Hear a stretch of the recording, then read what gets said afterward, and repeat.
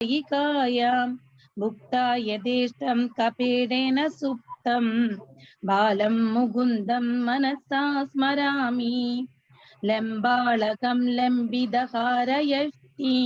ശൃംഗാരലീലാങ്കുരദന്തപക്തിം ബിംബാധരം ചാരുവിശാലനേത്രം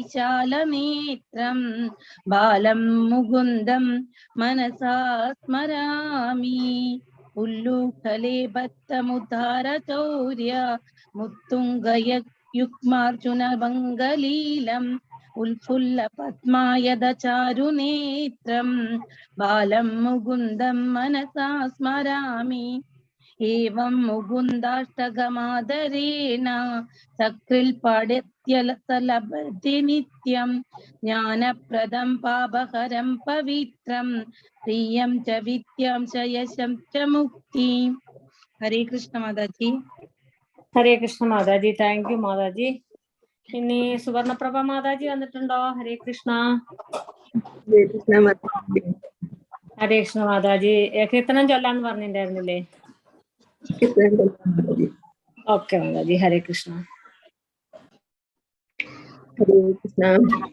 നാരായണ ഹരേ നാരായണ ഹരേ നാരായണ ഹരേ നാരായണ നാരായണ ഹരേ നാരായണ ഹരേ നാരായണ ഹരേ നാരായണ. കണ്ണീർ പാറയാൽ വന്നു പോകും പിന്നെ വൃന്ദാവനങ്ങളും പോകും. നാരായണ ഹരേ നാരായണ ഹരേ നാരായണ ഹരേ നാരായണ. അമ്മ തൻ വാക്കുകൾ കേൾക്കാതെ അന്നു നീ മണ്ണുവാരി തിന്നതോർത്തു പോകും. വെണ്ണ കട്ടുണ്ടതും തൈർക്കലം തച്ചതും പൈക്കളെ മേച്ചതും ഓർത്തു പോകും. നാരായണ ഹരേ നാരായണ ഹരേ നാരായണ ഹരേ നാരായണ. ഗോവർദ്ധനത്തിനെ കുടയായി പിടിച്ചതും കാളിയനെ തച്ചു പായിച്ചതും ഗോപികമാരോടൊത്തു രാസലീല ചെയ്ത കൃഷ്ണരൂപം നമ്മൾ ഓർത്തു പോകും. നാരായണ ഹരേ നാരായണ ഹരേ നാരായണ ഹരേ നാരായണ. അറിയാതെ തന്നെ മനസ്സിലെത്തും നിന്റെ മധുല നിഗ്രഹം ചെയ്ത രൂപം. രുക്മിണിയെ വേട്ട കാര്യവും ഓർത്തിടും ദൂതനായി പോയതും ഓർത്തു പോകും. നാരായണ ഹരേ നാരായണ ഹരേ നാരായണ ഹരേ നാരായണ. നിസ്സഹായനായൊന്നു വീണോരു പാർത്ഥനെ നീക്കുപയോഗിച്ചതും ഓർത്തു പോകും. ഇക്കലി കാലം കണക്കാക്കി നീയെന്നു ഭാഗവതം തന്നതോർത്തു പോകും. നാരായണ ഹരേ നാരായണ ഹരേ നാരായണ ഹരേ നാരായണ.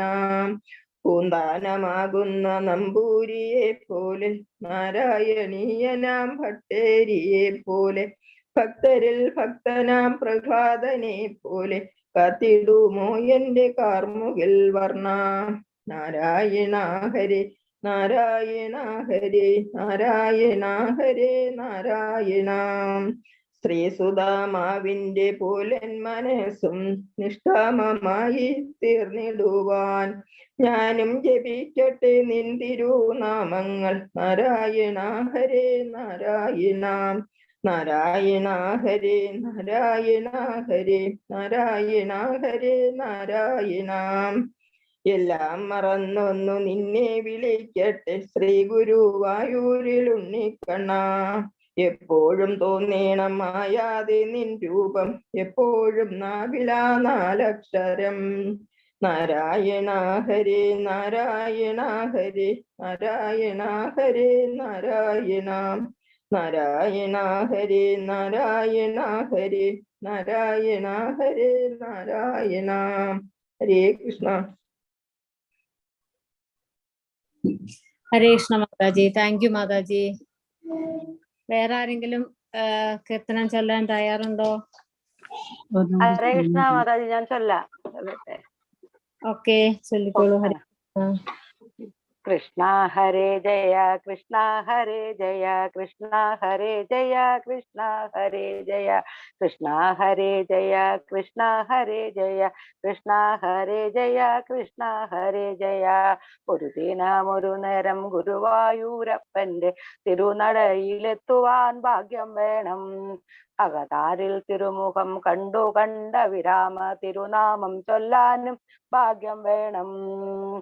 കൃഷ്ണ ഹരേ ജയ കൃഷ്ണ ഹരേ ജയ കൃഷ്ണ ഹരേ ജയ കൃഷ്ണ ഹരേ ജയ.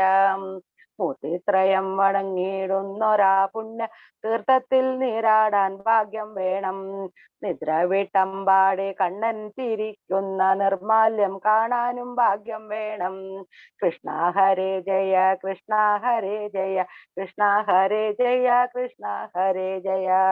നെയ്ത്തിരി നാളത്തിൽ പ്രഭയിലാ തിരുവാക ചാർത്തു കണ്ടിടുവാൻ ഭാഗ്യം വേണം. അഭിഷേകം കഴിയും മുൻപാർത്തിയോടെ വെണ്ണ നുകരുന്നതു കാണാൻ ഭാഗ്യം വേണം. കൃഷ്ണ ഹരേ ജയ കൃഷ്ണ ഹരേ ജയ കൃഷ്ണ ഹരേ ജയ കൃഷ്ണ ഹരേ ജയ. തിരുവുടയാടയായി പുലരിക്കതീരവൻ വരവതു കാണാനും ഭാഗ്യം വേണം. നീറും മനസ്സോടെ പൂന്താനം പാടിയ ഈരടികൾ കേൾക്കാനും ഭാഗ്യം വേണം. കൃഷ്ണ ഹരേ ജയ കൃഷ്ണ ഹരേ ജയ കൃഷ്ണ ഹരേ ജയ കൃഷ്ണ ഹരേ ജയ. മേൽപ്പത്തൂരിൽ നിന്നും ഊറിയ ദശകങ്ങൾ ഓർക്കാനും പാടാനും ഭാഗ്യം വേണം. നിത്യവും ഇത്തിരി നാമമഹായജ്ഞ കൃത്യത്തിൽ ചേരാനും ഭാഗ്യം വേണം. കൃഷ്ണ ഹരേ ജയ കൃഷ്ണ ഹരേ ജയ കൃഷ്ണ ഹരേ ജയ കൃഷ്ണ ഹരേ ജയ കൃഷ്ണ ഹരേ ജയ കൃഷ്ണ ഹരേ ജയ. കൈതൊഴുന്നേൻ. ഹരേ കൃഷ്ണ. ഹരേ കൃഷ്ണ. കൃഷ്ണ ഹരേ മാതാജി. കൃഷ്ണ മാതാജി. Thank you Mataji. ഹരേ കൃഷ്ണ. ആരാ? ധന്യ മാതാജി. ഹരേ കൃഷ്ണ മാതാജി. കീർത്തനം ചൊല്ലുക. ആരാ? ധന്യ മാതാജി ആണോ ഇപ്പം കീർത്തനം ചെല്ലാൻ പറഞ്ഞേ? അതെ. ഓക്കെ മാതാജി, സ്റ്റാർട്ട് ചെയ്തോളൂ. ഓക്കെ. ഹരേ കൃഷ്ണ. അമ്പോടു മീനായി വേദങ്ങൾ വീണ്ടിടും അംബുജനാഥനെ കൈത്തൊഴുന്നേ. ആമയായി മന്ദരം താങ്ങി നിന്നിടുന്ന താമര കണ്ണനെ കൈത്തൊഴുന്നേ. അമ്പോടു മീനായി വേദങ്ങൾ വീണ്ടിടും അംബുജനാഥനെ കൈത്തൊഴുന്നേ. ആമയായി മന്ദരം താങ്ങി നിന്നിടുന്ന താമര കണ്ണനെ കൈത്തൊഴുന്നേ. കൃഷ്ണ ഹരേ ജയ കൃഷ്ണ ഹരേ ജയ കൃഷ്ണ ഹരേ ജയ കൃഷ്ണ ഹരേ കൃഷ്ണ ഹരേ ജയ കൃഷ്ണ ഹരേ ജയ കൃഷ്ണ ഹരേ ജയ കൃഷ്ണ ഹരേ. ഇക്ഷിതിയെ പണ്ടു പന്നിയായി വീണ്ടിടും ലക്ഷ്മി വരനാഥ കൈത്തൊഴുന്നേ. ഈരേഴു മാനുഷ കേസരിയായിടും കോടക്കാൽ വർണ്ണനെ കൈത്തൊഴുന്നേ. കൃഷ്ണ ഹരേ ജയ കൃഷ്ണ ഹരേ ജയ കൃഷ്ണ ഹരേ ജയ കൃഷ്ണ ഹരേ കൃഷ്ണ ഹരേ ജയ കൃഷ്ണ ഹരേ ജയ കൃഷ്ണ ഹരേ ജയ കൃഷ്ണ ഹരേ. ഉത്തമനാകിയ വാമനമൂർത്തിയെ ഭക്തിയോടെപ്പോഴും കൈത്തൊഴുന്നേ. ൂക്കോടെ ഭൂപതിമാരെ കൊല ചെയ്ത ഭാർഗവരാമനെ കൈത്തൊഴുന്നേ. കൃഷ്ണ ഹരേ ജയ കൃഷ്ണ ഹരേ ജയ കൃഷ്ണ ഹരേ ജയ കൃഷ്ണ ഹരേ കൃഷ്ണ ഹരേ ജയ കൃഷ്ണ ഹരേ ജയ കൃഷ്ണ ഹരേ ജയ കൃഷ്ണ ഹരേ. എത്രയും വീരനായി വാഴും ദശരഥ പുത്രനെ സന്തതം കൈത്തൊഴുന്നേ. ഏറെ ബലമുള്ള ശ്രീബലഭദ്രരെ സർവകാലത്തിലും കൈത്തൊഴുന്നേ. Krishna Hare Jaya, Krishna Hare Jaya, Krishna Hare Jaya, Krishna Hare, Krishna Hare Jaya, Krishna Hare Jaya, Krishna Hare Jaya, Krishna Hare. ഒക്കെയൊടുക്കുവാൻ മേലിൽ പിറക്കുന്ന കൽക്കിയെ തന്നെയും കൈത്തോഴുന്നേ. പോരാതെ ഞാൻ ചെയ്ത പാപങ്ങൾ നീങ്ങുവാൻ നാരായണ നിന്നെ കൈത്തോഴുന്നേ. കൃഷ്ണ ഹരേ ജയ, കൃഷ്ണ ഹരേ ജയ, കൃഷ്ണ ഹരേ ജയ, കൃഷ്ണ ഹരേ, കൃഷ്ണ ഹരേ ജയ, കൃഷ്ണ ഹരേ ജയ, കൃഷ്ണ ഹരേ ജയ, കൃഷ്ണ ഹരേ. ഔവഴി നിൻ കടൽ കമ്പോടു ചേരുവാൻ ദേവകി നന്ദന കൈത്തോഴുന്നേ. അമ്പാടി തന്നിൽ വളരുന്ന പൈതലി കുമ്പിട്ടു ഞാനിതാ കൈത്തോഴുന്നേ. കൃഷ്ണ ഹരേ ജയ, കൃഷ്ണ ഹരേ ജയ, കൃഷ്ണ ഹരേ ജയ, കൃഷ്ണ ഹരേ, കൃഷ്ണ ഹരേ ജയ, കൃഷ്ണ ഹരേ ജയ, കൃഷ്ണ ഹരേ ജയ, കൃഷ്ണ ഹരേ. അക്കനമേറും ദുരിതങ്ങൾ പോക്കുവാൻ പുഷ്കരലോചന കൈത്തോഴുന്നേ. നാരായണ ഗുരുവായൂർ മരുവിടും കാരുണ്യവാരിധി കൈത്തോഴുന്നേ. കൃഷ്ണ ഹരേ ജയ, കൃഷ്ണ ഹരേ ജയ, കൃഷ്ണ ഹരേ ജയ, കൃഷ്ണ ഹരേ, കൃഷ്ണ ഹരേ ജയ, കൃഷ്ണ ഹരേ ജയ, കൃഷ്ണ ഹരേ ജയ, കൃഷ്ണ ഹരേ.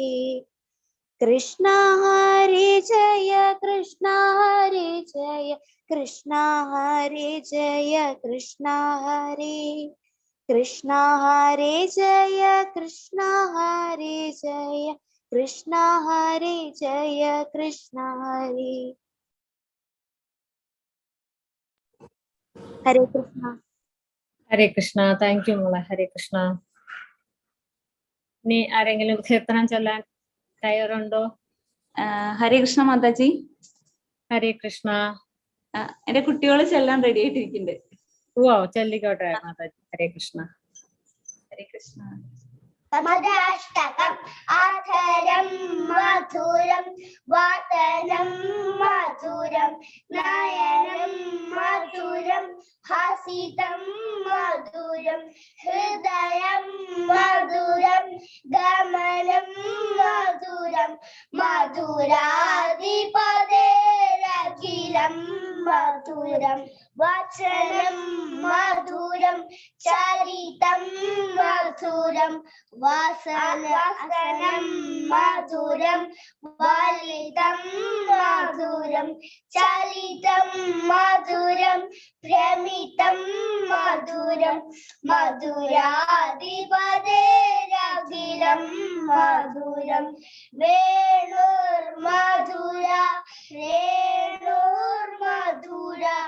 പാണിർമധുര പാദൗ മധുരൗ നൃത്യം മധുരം സത്യം മധുരം മധുരാധിപതേരഖിലം മധുരം ഗീതം മധുരം പീതം മധുരം ഭുക്തം മധുരം സുക്തം മധുരം രൂപം മധുരം തിലകം മധുരം മധുരാധിപതേരഖിലം മധുരം ഗുഞ്ജാ മധുര മാല മധുര യമുന മധുര തുളസി മധുര സലിലം മധുരം കമലം മധുരം മധുരാധിപതേരഖിലം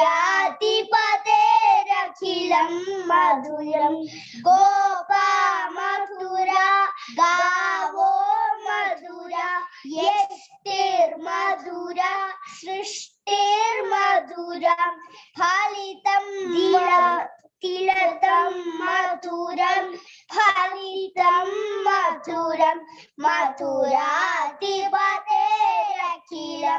മധുരം മധുരാധിപതേരഖിലം മധുരം. ഹരേ കൃഷ്ണ. ഹരേ കൃഷ്ണ. ഹരേ കൃഷ്ണ. എന്താ കൊച്ചുമക്കളുടെ പേരൊക്കെ? വൈഗ, വേദ. എത്രയിലൊക്കെ പഠിക്കണേ? രണ്ടില്. നന്നായിരുന്നു കേട്ടോ, വളരെ നന്നായിരുന്നു. നന്നായിട്ടുണ്ടായിരുന്നു അതെ, നന്നായിട്ടുണ്ടായിരുന്നു. കുട്ടികളെ കേൾക്കാൻ നല്ലതാണ്. ഹരേ കൃഷ്ണ. ഹരേ കൃഷ്ണ.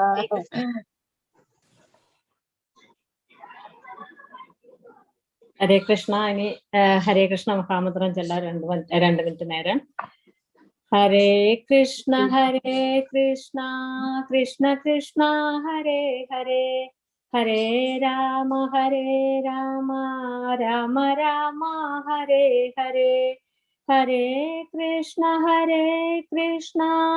കൃഷ്ണ കൃഷ്ണ ഹരേ ഹരേ, ഹരേ രാമ രാമ രാമ ഹരേ ഹരേ, ഹരേ കൃഷ്ണ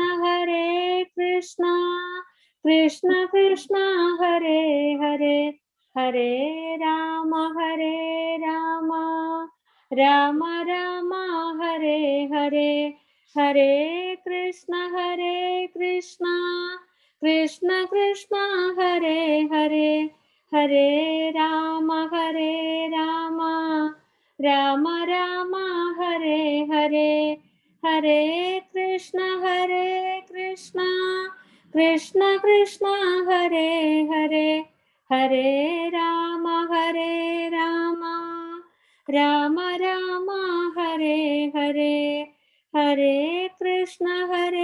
കൃഷ്ണ കൃഷ്ണ കൃഷ്ണ ഹരേ ഹരേ, ഹരേ രാമ രാമ രാമ ഹരേ ഹരേ, ഹരേ കൃഷ്ണ കൃഷ്ണ കൃഷ്ണ ഹരേ ഹരേ, ഹരേ രാമ രാമ രാമ ഹരേ ഹരേ, ഹരേ കൃഷ്ണ കൃഷ്ണ കൃഷ്ണ ഹരേ ഹരേ, ഹരേ രാമ രാമ രാമ ഹരേ ഹരേ. ഹരേ Krishna. Dhanya Mataji. Hare Krishna. Hare Krishna. Hare Krishna. Thank you everyone. Hare Krishna Mataji. Hare Krishna. Hare Krishna Mataji. Hare Krishna Mataji. Hare Krishna. Hare Krishna Mataji. Hare Krishna. Hare Krishna Mataji. Hare Krishna Mataji. Hare Krishna. Okay, start ചെയ്യാം നമുക്ക്. ഓം അജ്ഞാനതിമിരാന്ധസ്യ ജ്ഞാനാഞ്ജനശലാകയാ ചക്ഷുരുന്മീലിതം യേന തസ്മൈ ശ്രീഗുരവേ നമഃ. നമോ വിഷ്ണുപാദായ കൃഷ്ണപൃഷ്ഠായ ഭൂതലേ ശ്രീമതേ ഭക്തിവേദാന്ത സ്വാമിൻ ഇതി നാമിനെ. നമസ്തേ സരസ്വതേ ദേവേ ഗൗരവാണി പ്രചാരിണേ നിർവിശേഷ ശൂന്യവാദി പാശ്ചാത്യ ദേശധാരിണേ. ജയോ ശ്രീകൃഷ്ണ ചൈതന്യ പ്രഭോ നിത്യാനന്ദ ശ്രീ അദ്വൈത ഗദാധര ശ്രീവാസാദി ഗൗരഭക്തവൃന്ദ. ഹരേ കൃഷ്ണ കൃഷ്ണ കൃഷ്ണ ഹരേ ഹരേ, ഹരേ രാമ രാമ രാമ ഹരേ ഹരേ, ഹരേ കൃഷ്ണ കൃഷ്ണ കൃഷ്ണ ഹരേ ഹരേ, ഹരേ രാമ രാമ രാമ ഹരേ ഹരേ, ഹരേ കൃഷ്ണ കൃഷ്ണ കൃഷ്ണ ഹരേ ഹരേ, ഹരേ രാമ രാമ രാമ ഹരേ ഹരേ, ഹരേ കൃഷ്ണ കൃഷ്ണ കൃഷ്ണ ഹരേ ഹരേ, ഹരേ രാമ രാമ ഹരേ ഹരേ, ഹരേ കൃഷ്ണ കൃഷ്ണ കൃഷ്ണ ഹരേ ഹരേ, ഹരേ രാമ രാമ രാമ ഹരേ ഹരേ, ഹരേ കൃഷ്ണ കൃഷ്ണ ഹരേ ഹരേ, ഹരേ രാമ രാമ ഹരേ ഹരേ. മുഖം കരോതി വാചാലം ഭംഗും ലംഘയതേ ഗിരിം യത്കൃപാതമഹം വന്ദേ പരമാനന്ദമാധവം. हे कृष्ण करुणा सिंधो दीनबंधो जगत्पते गोपेश गोपिकाकांत राधा कांत नमोस्तुते. तप्त कांचन गौरांगी राधे वृंदावनेश्वरी वृषभानुसुते देवी प्रणमामि हरिप्रिये. श्री कृष्ण परमात्मने नमः. परमात्मने नमः. नमः ॐ विष्णुपदाय कृष्णपृष्ठाय भूतले श्रीमते भक्तिवेदान्त स्वामी इति नामिने। नमस्ते सरस्वती देवे गौरवाणी प्रचारिणे निर्विशेष शून्यवादी पाश्चात्य देशतारिणी। जय श्री कृष्ण चैतन्य प्रभो नित्यानंदा श्री अद्वैत गदाधरा श्रीवासादि गौर भक्तवृंदा। हरे कृष्णा कृष्ण कृष्णा हरे हरे, हरे रामा राम राम हरे हरे, हरे कृष्णा कृष्ण कृष्णा हरे हरे, हरे रामा राम राम हरे हरे, हरे कृष्णा कृष्ण कृष्णा हरे हरे, हरे रामा राम राम हरे हरे, हरे कृष्णा कृष्ण कृष्णा हरे हरे, हरे रामा राम राम हरे हरे, हरे कृष्णा कृष्ण कृष्णा हरे हरे, हरे रामा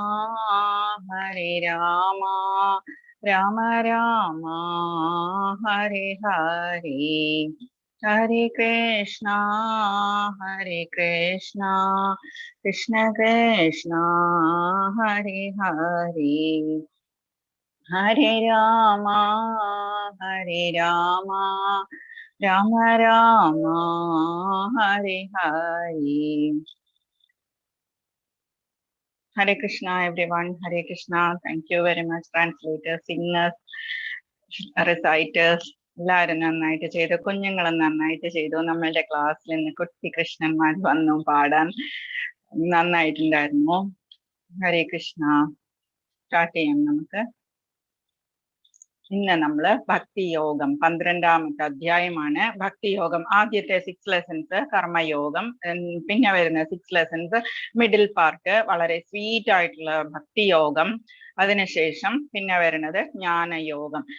ഇപ്പൊ നമ്മള് ഭക്തിയോഗത്തിന്റെ ലാസ്റ്റ് ലെസൺ ഭക്തിയോഗം. എന്തൊക്കെയാണ് നമ്മൾ ആദ്യം നമുക്ക് ശ്രീല പ്രഭുപാദരുടെയും ജ്ഞാനനിഷ്ഠാദാസ് പ്രഭുവിന്റെയും ഭഗവാന്റെയും തൃപ്പാദങ്ങളിൽ നമസ്കരിച്ച് നമുക്ക് സ്റ്റാർട്ട് ചെയ്യാം. ഇന്നലെ നമ്മള് വിശ്വരൂപ ദർശനമാണ് നമ്മൾ ചെയ്തത്. വിശ്വരൂപ ദർശനം കണ്ടതിന് ശേഷം അതിൽ 30 മുക്കോടി ദേവന്മാരെയും എല്ലാ ജീവജാലങ്ങളെയും ആയുധങ്ങളും ഭഗവാന്റെ ആഭരണങ്ങളും എല്ലാം അനേകായിരം കൈകളും കണ്ണുകളും വയറും എല്ലാം കണ്ടതിന് ശേഷം ഭഗവാൻ എന്താ ചെയ്തത്? ഭഗവാൻ ലാസ്റ്റ് 4 കൈകളുള്ള നാരായണ സ്വരൂപം, പരമാത്മാവായിട്ടുള്ള സ്വരൂപം കാണിച്ചു കൊടുത്തു. അതിനുശേഷം ഭഗവാൻ ശ്യാമസുന്ദര രൂപം, 2 കൈകളുള്ള ശ്യാമസുന്ദര രൂപം അർജുനന് കാണിച്ചു കൊടുത്തു. ഇന്നലത്തെ ലെസൺ നമ്മള് വിശ്വരൂപ ദർശന യോഗമായിരുന്നു. ഇന്ന് നമ്മള് ഭക്തി യോഗം സ്റ്റാർട്ട് ചെയ്യുന്നു. ചതുശ്ലോകി ഗീതയൊക്കെ എല്ലാവരും ബൈഹാർട്ട് ചെയ്തിട്ടുണ്ടാവും എന്ന് വിചാരിക്കുന്നു.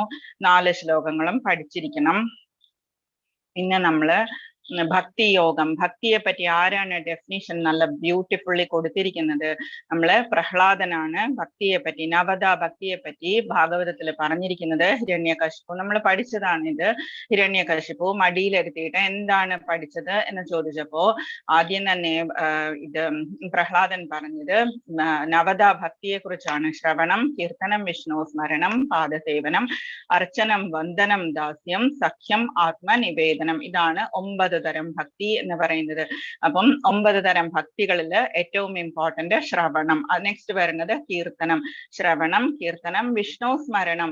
ശ്രവണവും കീർത്തനവും ചെയ്യുമ്പോൾ ഓൾറെഡി നമ്മള് വിഷ്ണു സ്മരണം ചെയ്യും. പിന്നെ വിഷ്ണു സ്മരണം, പാദസേവനം. പാദസേവനം എന്ന് പറഞ്ഞാൽ നമ്മൾ ചെയ്യുന്ന ഉപാസനയാണ്. നമ്മൾ വിളക്ക് കൊളുത്തുകയോ അങ്ങനെയുള്ള കാര്യങ്ങളൊക്കെ ചെയ്യുമ്പോൾ പാദസേവനം. അർച്ചനം, അർച്ചന എന്ന് പറയുന്നത് പൂജാരിമാരൊക്കെ ചെയ്യുന്നതാണ്. പുഷ്പങ്ങൾ കൊണ്ട് വിഷ്ണു സഹസ്രനാമം അല്ലെങ്കിൽ ശിവസഹസ്രനാമം ഒക്കെ ചൊല്ലി അർച്ചന ചെയ്യുന്നതാണ് അർച്ചനം. പുഷ്പങ്ങളൊക്കെ സമർപ്പിക്കുന്നത് പുഷ്പാഞ്ജലി എന്നൊക്കെ പറയും. അർച്ചനം. വന്ദനം, വന്ദനം നമ്മൾ തൊഴുന്നത്, നമ്മൾ പ്രാർത്ഥിക്കുന്നത്. വന്ദനം. ദാസ്യം.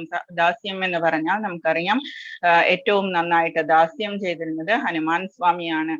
രാമചന്ദ്ര മൂർത്തിയെ അല്ലാതെ ഹനുമാൻ സ്വാമി വേറെ ഒന്നും വിചാരിക്കാറില്ല. എന്ത് തന്നെ ചോദിച്ചാലും ദാസ്യമാണ് ചോദിക്കുക. നമ്മള് എപ്പോഴും പറയാറുള്ളത് പോലെ നമ്മള് ഭക്തി എപ്പോഴും ചോദിച്ചു വാങ്ങിക്കുക എന്ന് പറഞ്ഞതുപോലെ ഭക്തിയും സദ്ബുദ്ധിയുമാണ് ചോദിച്ചു വാങ്ങിക്കുക. ബാക്കിയെല്ലാം അതിനെ ഫോളോ ചെയ്ത് നമുക്ക് വരും. ദാസ്യം. സഖ്യം. സഖ്യം എന്ന് പറഞ്ഞാൽ ഫ്രണ്ട്ലി കരുതുക. സുഹൃദം സർവഭൂതാനാം എന്നുള്ളതിന്റെ അത് അർജുനനെ പോലെയുള്ളവരൊക്കെയാണ് സുഹൃദം എന്ന് പറയുന്നത്. പിന്നെ ആത്മനിവേദനം. ആത്മനിവേദനം എന്ന് പറയുന്നത് ബലി മഹാരാജാവിനെയാണ് എക്സാമ്പിൾ ആയിട്ട് പറയുന്നത്. ബലി മഹാരാജാവിന്റെ സറണ്ടർ എന്ന് പറയുന്നതാണ് ആത്മനിവേദനം എന്ന് പറഞ്ഞാൽ. നമ്മള് ജസ്റ്റ് ലാസ്റ്റ് നമ്മളുടെ എല്ലാ ഉപാസനയും കഴിഞ്ഞു കഴിയുമ്പോൾ ഇന്നത്തെ ജപവും എല്ലാം കഴിഞ്ഞു, നമ്മളുടെ ഫുഡ് എല്ലാം കഴിഞ്ഞു, ഇതെല്ലാം കഴിഞ്ഞു നമ്മൾ ഉറങ്ങാൻ പോകുന്നതിന് മുമ്പ് നമുക്ക് ജസ്റ്റ് സറണ്ടർ ചെയ്യാനുള്ള ജസ്റ്റ് ഒരു 5 മിനിറ്റ് ഒക്കെ നമുക്ക് എടുക്കാം. അല്ലെങ്കിൽ നമ്മൾ സന്ധ്യാവന്ദനമൊക്കെ ചെയ്തു കഴിഞ്ഞതിന് ശേഷമുള്ള സമയവും നമുക്കതിന് നമസ്കരിച്ചതിന് ശേഷം നമുക്ക് നമ്മളുടെ കാര്യങ്ങളൊക്കെ പറയാം. നമ്മൾ ഓരോ മാല ജപിക്കുമ്പോഴും നമ്മൾ നമ്മളുടെ ഇതിന് വേണ്ടിയിട്ടാണ് അല്ലെങ്കിൽ വേറെ എന്തിനെങ്കിലും വേണ്ടിയിട്ടാണ് അങ്ങനെ നമ്മൾ പറയരുത്. ജസ്റ്റ് നമ്മൾ നാമജപം ഭഗവാന്റെ സ്തുതി എന്ന് പറഞ്ഞിട്ട് തന്നെ ചെയ്യുക. അതിനുശേഷം ലാസ്റ്റ് ഒരു 5 മിനിറ്റ് നമ്മൾ നമ്മളുടെ കാര്യങ്ങൾ പറയാൻ നമുക്ക് ഉപയോഗിക്കാം. നമുക്ക് അച്ഛനോടൊക്കെ നമ്മൾ എന്തെങ്കിലും വേണം, നാളെ ബുക്സ് വേണം, അതല്ലെങ്കിൽ വേറെ എന്തെങ്കിലും വേണം എന്ന് നമ്മൾ പറഞ്ഞാലല്ലേ അച്ഛന് ചില സമയത്ത് മനസ്സിലാവുള്ളൂ നാളത്തേക്ക് എന്താ വേണ്ടത്. അതുപോലെ നമുക്ക് നമ്മളുടെ ഫിസിക്കൽ ആയിട്ടുള്ള ഇഷ്യൂസ് അല്ലെങ്കിൽ ഫിനാൻഷ്യൽ ആയിട്ടുള്ള ഇഷ്യൂസ് ഇങ്ങനെയുള്ള കാര്യങ്ങളൊക്കെ നമുക്ക് ഭഗവാനോട് വളരെ ഫ്രണ്ട്ലി ആയിട്ട് അല്ലെങ്കിൽ ദീനഭാവത്തിൽ നമുക്ക് പറയാം. ദീനഭാവത്തിൽ പറയുമ്പോഴാണ് ഭഗവാന് കൂടുതൽ ഇഷ്ടം. എന്തുകൊണ്ടാണ് അത്? നമ്മൾ സറണ്ടറായി എന്നുള്ളതിന്റെ സൈൻ ആണ് നമ്മൾ ദീനഭാവം എന്ന് പറയുന്നത്. നമ്മളെപ്പോഴും പറഞ്ഞിട്ടുണ്ട് സംസാര സാഗരേ മഗ്നം ദീനമ്മാം കരുണാനിധേ കർമ്മഗ്രാഹ ഗൃഹീതാംഗം സമുദ്ര ഭവാർണവാദ്.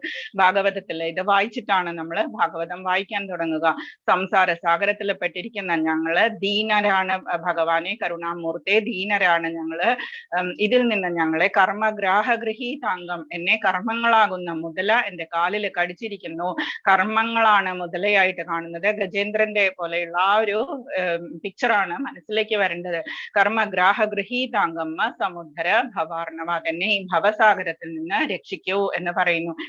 നമ്മളിപ്പോ ഒരു സമുദ്രത്തിൽ നമ്മളെങ്ങനെ വെള്ളത്തിൽ വീണ് കഴിഞ്ഞാല് നമ്മൾ ചിലപ്പോൾ നീന്തി രക്ഷപ്പെടാൻ പറ്റാത്ത അത്രയും ഒഴുക്കാണെങ്കിൽ എന്താ നമ്മൾ ചെയ്യുക? നമ്മൾ കൈ മുകളിലേക്ക് ഉയർത്തുകയാണ് ചെയ്യുക. ആ കൈ മുകളിലേക്ക് ഉയർത്തുമ്പോൾ ആരെങ്കിലും ഒരാൾ നമ്മളെ പിടിച്ച് ഉയർത്തുകയാണെങ്കിൽ നമ്മൾ ചിലപ്പോൾ രക്ഷപ്പെടും. ആ ഒരു അവസ്ഥയാണ് ഭവാർണവത്തിൽ നമ്മൾ കിടന്ന് ചെയ്യേണ്ടത്. ഹേ ഗോവിന്ദ, ഹേ കൃഷ്ണ എന്ന് പറഞ്ഞ് നമ്മൾ കരയുമ്പോൾ, മുകളിലേക്ക് കൈയെടുത്ത് കരയുമ്പോൾ എന്താ സംഭവിക്കുക? ഭഗവാൻ വന്ന് നമ്മളെ ഷുവറായിട്ടും നമ്മളെ രക്ഷപ്പെടുത്തും. അതാണ് ദ്രൗപദിയുടെ വസ്ത്രാപഹരണ സമയത്ത് നമ്മൾ കണ്ടത്. ദ്രൗപദി വസ്ത്രം പിടിച്ചുകൊണ്ടിരുന്നു ആദ്യം, എന്നിട്ട് ആരെങ്കിലും രക്ഷിക്കും എന്ന് വിചാരിച്ചു കൊണ്ടിരുന്നു. ഇത്രയും ഗുരുജനങ്ങളുണ്ട്, ഇത്രയും മുതിർന്നവരുണ്ട്, ഹസ്ബൻഡ് 5 പേരുണ്ട്, എല്ലാവരും ഉണ്ടെങ്കിലും ആരെങ്കിലും രക്ഷിക്കും എന്ന് വിചാരിച്ച് ഡ്രസ് ഇങ്ങനെ പിടിച്ചുകൊണ്ട് നിന്നു. പക്ഷെ എന്താ ലാസ്റ്റ് സംഭവിച്ചത്? ആരും വരണില്ല എന്ന് കണ്ടപ്പോ 2 കൈകളും ഉയർത്തി ഹേ ഗോവിന്ദ എന്ന് വിളിച്ചു. ഹേ ഗോവിന്ദ എന്ന് വിളിച്ചപ്പോ തന്നെ ഭഗവാൻ പിന്നെ കാരുണ്യം വർഷിച്ചു. സാരിയായിട്ട് മാനമായിട്ട് ദ്രൗപദിക്ക് സാരിയായിട്ട് അനുഗ്രഹം വർഷിച്ചു. ഇത് നമ്മൾ അറിയാവുന്ന സ്റ്റോറിയാണ്. അപ്പം ഭക്തി എന്ന് പറയുന്നത് ഈ 9 തരം ഭക്തിയാണ് മസ്റ്റായിട്ട് പഠിച്ചിരിക്കുക. ശ്രവണം, കീർത്തനം, വിഷ്ണു സ്മരണം, പാദസേവനം, അർച്ചനം, വന്ദനം, ദാസ്യം, സഖ്യമാത്മ നിവേദനം. ഇതൊക്കെയാണ് ഭക്തിയെ പറ്റി നമുക്ക് പറയാനുള്ളത്. എന്തുകൊണ്ടാണ് ഭഗവാന്റെ സ്റ്റോറി നമ്മൾ പഠിക്കുക എന്ന് പറയുന്നത്? നമുക്കറിയാം, 4th ലെസണിൽ നമ്മൾ കണ്ടതാണ്. ജന്മകർമ്മ ചമേ ദിവ്യം ഏവം യോ വേതി തത്വതഃ ത്യക്വാ ദേഹം പുനർജന്മ നൈതി മാമേതി സോർജുന. ഭഗവാൻ നമുക്ക് പുനർജന്മത്തിൽ നിന്ന് വിടുതലാണ് തന്നിരിക്കുന്നത്. എന്റെ ദിവ്യമായ കർമ്മവും ജന്മവും ആരാണോ പഠിക്കുന്നത് അയാൾ ത്യക്വാ ദേഹം പുനർജന്മ, അയാൾ ദേഹം വെടിഞ്ഞാൽ പോലും അയാൾക്ക് വെടിഞ്ഞതിന് ശേഷം അയാൾക്ക് പുനർജന്മം ഉണ്ടാകില്ല. എന്തുകൊണ്ടാണ് എപ്പോഴും ശ്രവണം, എപ്പോഴും കീർത്തനം ചെയ്തുകൊണ്ടിരിക്കുക എന്ന് പറയുന്നത്? എപ്പോഴും ചെയ്തുകൊണ്ടിരിക്കുക എന്ന് പറയുന്നത് അന്തേ നാരായണ സ്മൃതി ഉണ്ടാവാൻ വേണ്ടിയിട്ടാണ്. ഇപ്പൊ അന്തേ നാരായണ സ്മൃതി ഉണ്ടായാൽ അന്തകാലേ ച മാമേവ സ്മരന്വിത്വ കളേബരം. എന്താണ് ഭഗവാൻ പറഞ്ഞത്? അന്തകാലത്തില് ലാസ്റ്റ് മൊമെന്റിൽ ആരാണോ എന്നെ വിചാരിച്ച് ശരീരം വെടിയുന്നത് അവർ എന്റെ സദാത ഭാവഭാവിത എന്നെ തന്നെ പ്രാപിക്കും എന്നുള്ളത് ഭഗവാൻ പറഞ്ഞിട്ടുണ്ട്. അതിനു വേണ്ടിയിട്ടാണ് നമ്മൾ ഈ ലൈഫ് മുഴുവനും ട്രെയിൻ ചെയ്യുന്നത്. നമ്മളെ ലാസ്റ്റുള്ള മിലൻ എന്ന് പറയുന്നത് ആത്മാവും പരമാത്മാവും തമ്മിലുള്ള ആ സമ്മേളനം എന്ന് പറയുന്നതാണ്.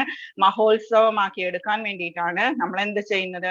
നമ്മള് ഇതെല്ലാം പഠിക്കുക, ഇതെല്ലാം ഓർത്തുകൊണ്ടിരിക്കുക. മന്മന ഭവമദ്ഭക്തോ മദ്യാജീമാം നമസ്കുരു, ഇതെല്ലാം ചെയ്തുകൊണ്ടിരിക്കുക. അപ്പൊ ലാസ്റ്റ് മൊമെന്റിലും നമുക്ക് അന്തേ നാരായണ സ്മൃതി ഉണ്ടാകും. എന്നാൽ മാത്രമേ നമ്മൾ ഭഗവത് പാദത്തില് എത്തുകയുള്ളൂ.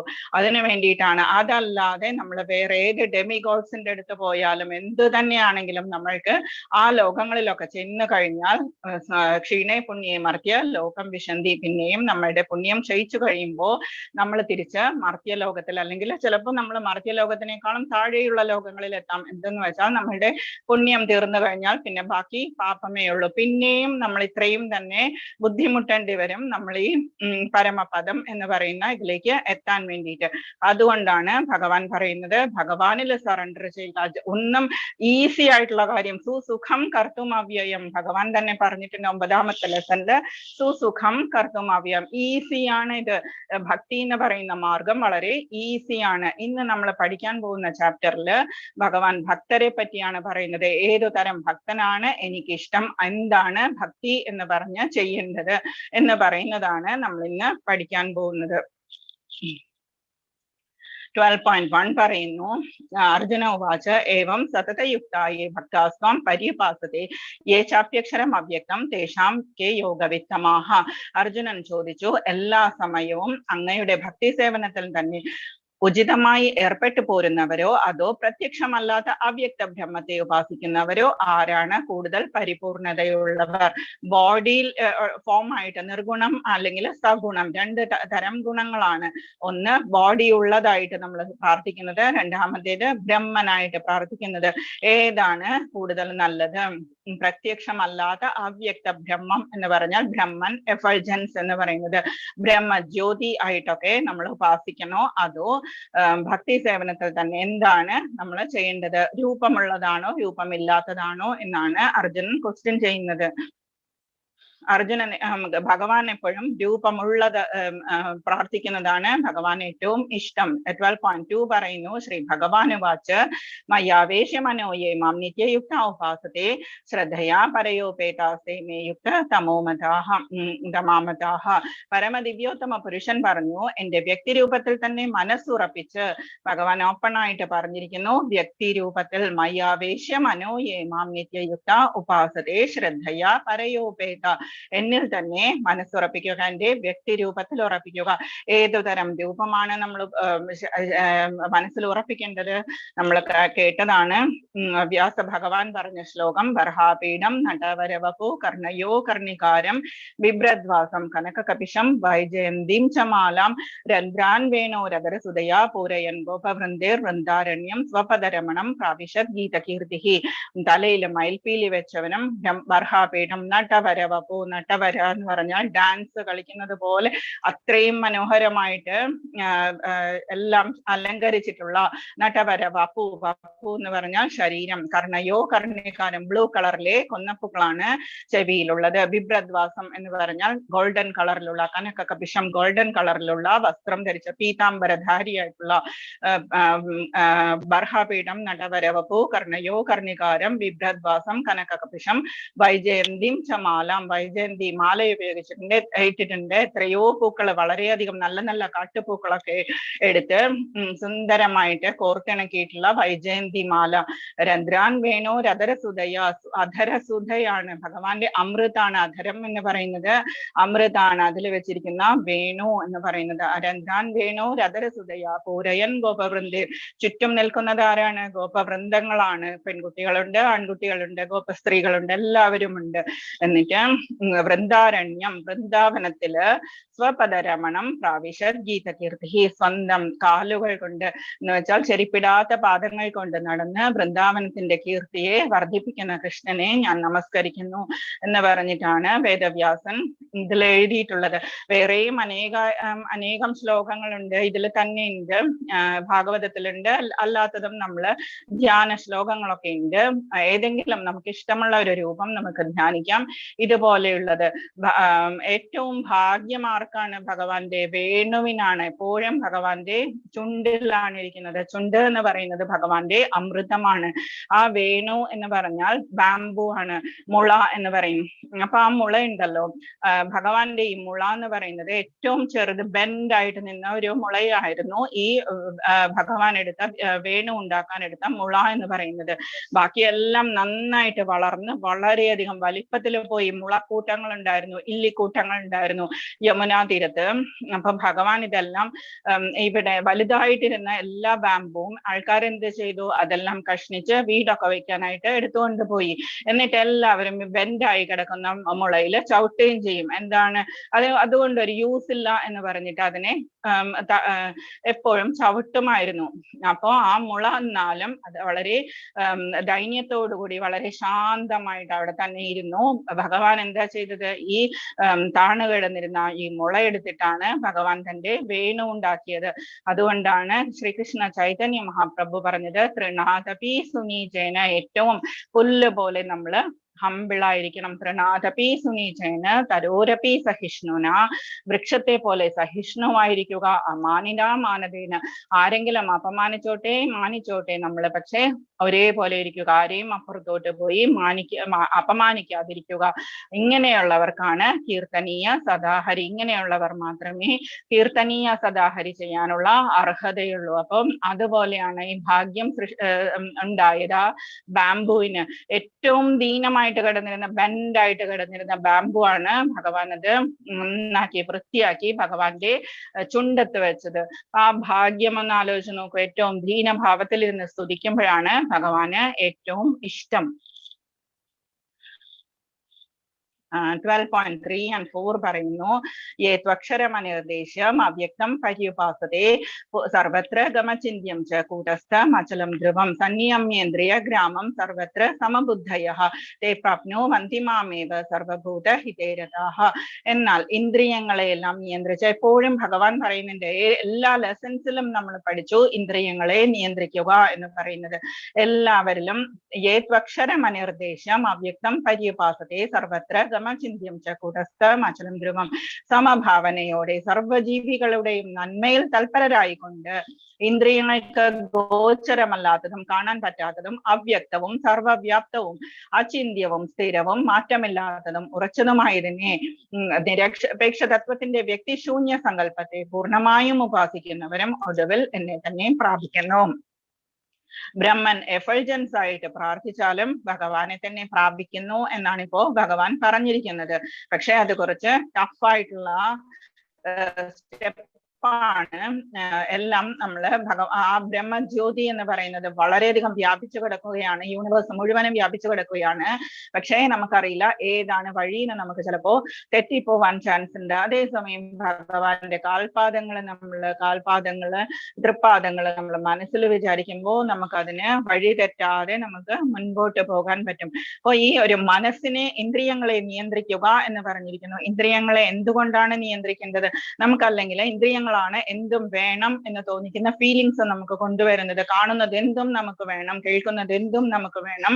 ഇങ്ങനെ നമ്മള് മനസ്സിനെ ഈ മനസ്സാകുന്ന കുതിരകളെ നമ്മൾ കടിഞ്ഞാണില്ലാതെ വിട്ടു കഴിഞ്ഞാൽ എന്താണ് സംഭവിക്കുക? നമുക്ക് യാതൊരു കൺട്രോളും ഉണ്ടാവില്ല. ലാസ്റ്റ് മൊമെന്റ് വരെ നമ്മൾ ഇങ്ങനെയുള്ള മെറ്റീരിയൽ ലൈഫിൽ ഈ സുഖഭോഗങ്ങളിലൊക്കെ പെട്ട് നമ്മൾക്ക് അറിയാൻ പറ്റില്ല. ലാസ്റ്റ് മൊമെന്റിലാണ് നമ്മൾ മനസ്സിലാക്കുക ഇത് ടെമ്പററി ആയിരുന്നു എന്നുള്ളത്.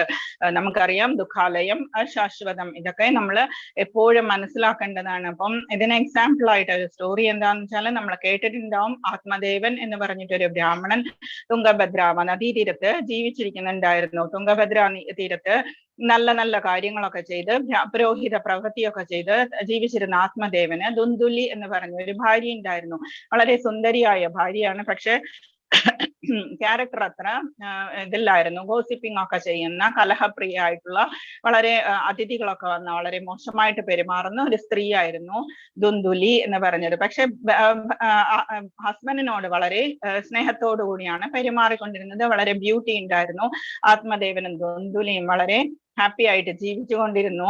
ധാരാളം ധനമൊക്കെ ഉണ്ടായിരുന്നു. ഇതെല്ലാം കഴിഞ്ഞപ്പോഴേക്കും കുറച്ച് വർഷങ്ങളായപ്പോഴേക്കും കുട്ടികളില്ലാത്തതിന്റെ ദുഃഖം ഇവർക്ക് ഫീൽ ചെയ്യാൻ തുടങ്ങി. അപ്പൊ ഇവരെന്താ ചെയ്തത്? ഉണ്ടായിരുന്ന സമ്പത്തിന്റെ പകുതി ഭാഗത്തോളവും അവര് ദാനം ചെയ്തു. എന്നിട്ടും കുഞ്ഞുണ്ടായില്ല എന്ന് പറഞ്ഞിട്ട് ദുന്ദുലിക്ക് അത്ര വിഷമമൊന്നുമില്ലായിരുന്നു. അതേസമയം ആത്മദേവന് ഭയങ്കര വിഷമം തോന്നിയിട്ട് അയാൾ ഒരു ദിവസം അദ്ദേഹം ഫോറസ്റ്റിലേക്ക് പോയിട്ട് സൂയിസൈഡ് ചെയ്യുക എന്നുള്ള ഒരു ഫീലിങ്ങോടുകൂടി ഇതിലേക്ക് പോയി. കുട്ടികളില്ലാത്തതിന്റെ ദുഃഖം അത്രത്തോളം ഉണ്ട് എന്ന് വിചാരിച്ചിട്ട് പോയി. ഭഗവാൻ നമുക്ക് ചില സമയത്ത് ഇങ്ങനെയുള്ള കാര്യങ്ങളൊക്കെ തരാതിരിക്കുന്നത് നമ്മളുടെ നന്മയ്ക്ക് വേണ്ടിയിട്ടായിരിക്കും. കുഞ്ഞുണ്ടായാൽ നമുക്കുണ്ടാവുന്ന ദുഃഖങ്ങളും അല്ലെങ്കിൽ കഷ്ടപ്പാടുകളും ആയിരിക്കും ചിലപ്പോൾ ഭഗവാൻ അത് നമുക്ക് തരാതിരിക്കുന്നത്. പക്ഷെ നമുക്കത് അറിയാൻ പറ്റില്ല. നമ്മൾക്ക് എന്തെങ്കിലും വേണം എന്ന് തോന്നിയാൽ നമ്മൾ പിന്നെ വാശിയാണ് നമുക്ക്. അപ്പം അങ്ങനെ ഈ ആത്മദേവൻ തുംഗഭദ്ര നദീതീരത്ത് പോയിട്ടിരുന്നു. ഫോറസ്റ്റിൽ പോയിരുന്ന സമയത്ത് അവിടെ ഒരു യതിവര്യൻ ഇരിക്കുന്നുണ്ടായിരുന്നു.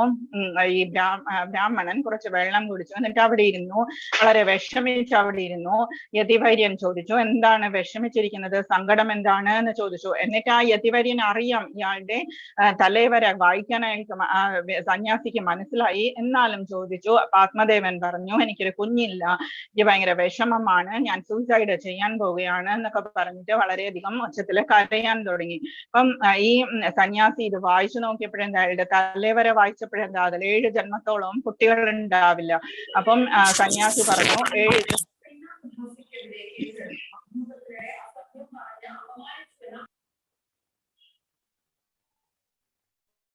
മ്യൂട്ട് ചെയ്യാ. എന്നിട്ട് കുട്ടികൾ ഉണ്ടാവില്ല എന്ന് കണ്ടു. എന്നിട്ട് ആത്മദേവൻ പക്ഷെ വളരെ വിഷമിച്ച് കരയാൻ തുടങ്ങിയത് കണ്ട് സന്യാസിമാർക്ക് എപ്പോഴും കുറച്ച് ദയുണ്ടാവും. ആ ദയോടുകൂടി ഈ സന്യാസി ഒരു മാമ്പഴം എടുത്തിട്ട് കൊടുത്തു. ഇത് നിന്റെ ഭാര്യയുടെ കയ്യിൽ കൊടുക്കുക. എന്നിട്ട് കുറച്ച് റൂൾസ് പറഞ്ഞു കൊടുത്തു. പകൽ ഉറങ്ങാതിരിക്കുക, ഒരു നേരം മാത്രം ഭക്ഷണം കഴിക്കുക, ഇങ്ങനെയുള്ള കുറച്ച് റൂൾസ് പറഞ്ഞു കൊടുത്തു. എന്നിട്ട് വീട്ടിൽ കൊണ്ടുപോയി ഭാര്യയ്ക്ക് കൊടുക്കാൻ പറഞ്ഞു. ഇയാൾ ഈ മാമ്പഴം കൊണ്ട് ഭാര്യയുടെ അടുത്ത് കൊടുത്തിട്ട് വേഗം പുറത്തേക്ക് ഇറങ്ങി പോവുകയും ചെയ്തു, ഇത് കഴിക്കൂ എന്ന് പറഞ്ഞിട്ട്. അപ്പം ഈ ദുന്ദുലി എന്താ ചെയ്തത്, ഇതിനെപ്പറ്റി ഓവർ തിങ്കിങ് ചെയ്തു. എനിക്ക് ഇത് കഴിച്ചു കഴിഞ്ഞാൽ ഗർഭമുണ്ടായാൽ എനിക്ക് വീട്ടിന് പുറത്തേക്ക് പോകാൻ പറ്റുമോ, എനിക്ക് ഭക്ഷണം കഴിക്കാൻ എന്തിരുന്ന ക്ഷീണാവില്ലേ, വണ്ടി എന്തെങ്കിലും വന്നാൽ എന്നെ തള്ളിയിടുവോ, ഇങ്ങനെയുള്ള അനാവശ്യമായ ഓവർ തിങ്കിങ് കൊണ്ട് ദുന്ദുലി അടുത്ത വീട്ടിലെ സ്ത്രീയോട് ചോദിച്ചു, എന്താ ചെയ്യേണ്ടത് എന്നൊക്കെ ചോദിച്ചു. അപ്പൊ അവര് പറഞ്ഞു, മാമ്പഴം ഗോശാലയിൽ നിൽക്കുന്ന പശുവിന് കൊടുക്കൂ എന്ന് പറഞ്ഞു. എന്നിട്ട് കഴിച്ചു എന്ന് പറയുകയും ചെയ്യൂ എന്ന് പറഞ്ഞു. ഇതാണ് ഗോസിപ്പിങ്ങിന്റെ ഒരു എഫക്റ്റ് എന്ന് പറയുന്നത്. അപ്പം ആ സമയത്ത് അവരുടെ സിസ്റ്റർ വന്നിട്ട് അവര് പറഞ്ഞു, എനിക്ക് പ്രഗ്നൻസി ഉണ്ട്, ഞാൻ കുഞ്ഞിനെ തന്നോളാം, എനിക്ക് കുറച്ച് പൈസ തന്നോളൂ എന്ന് പറഞ്ഞു.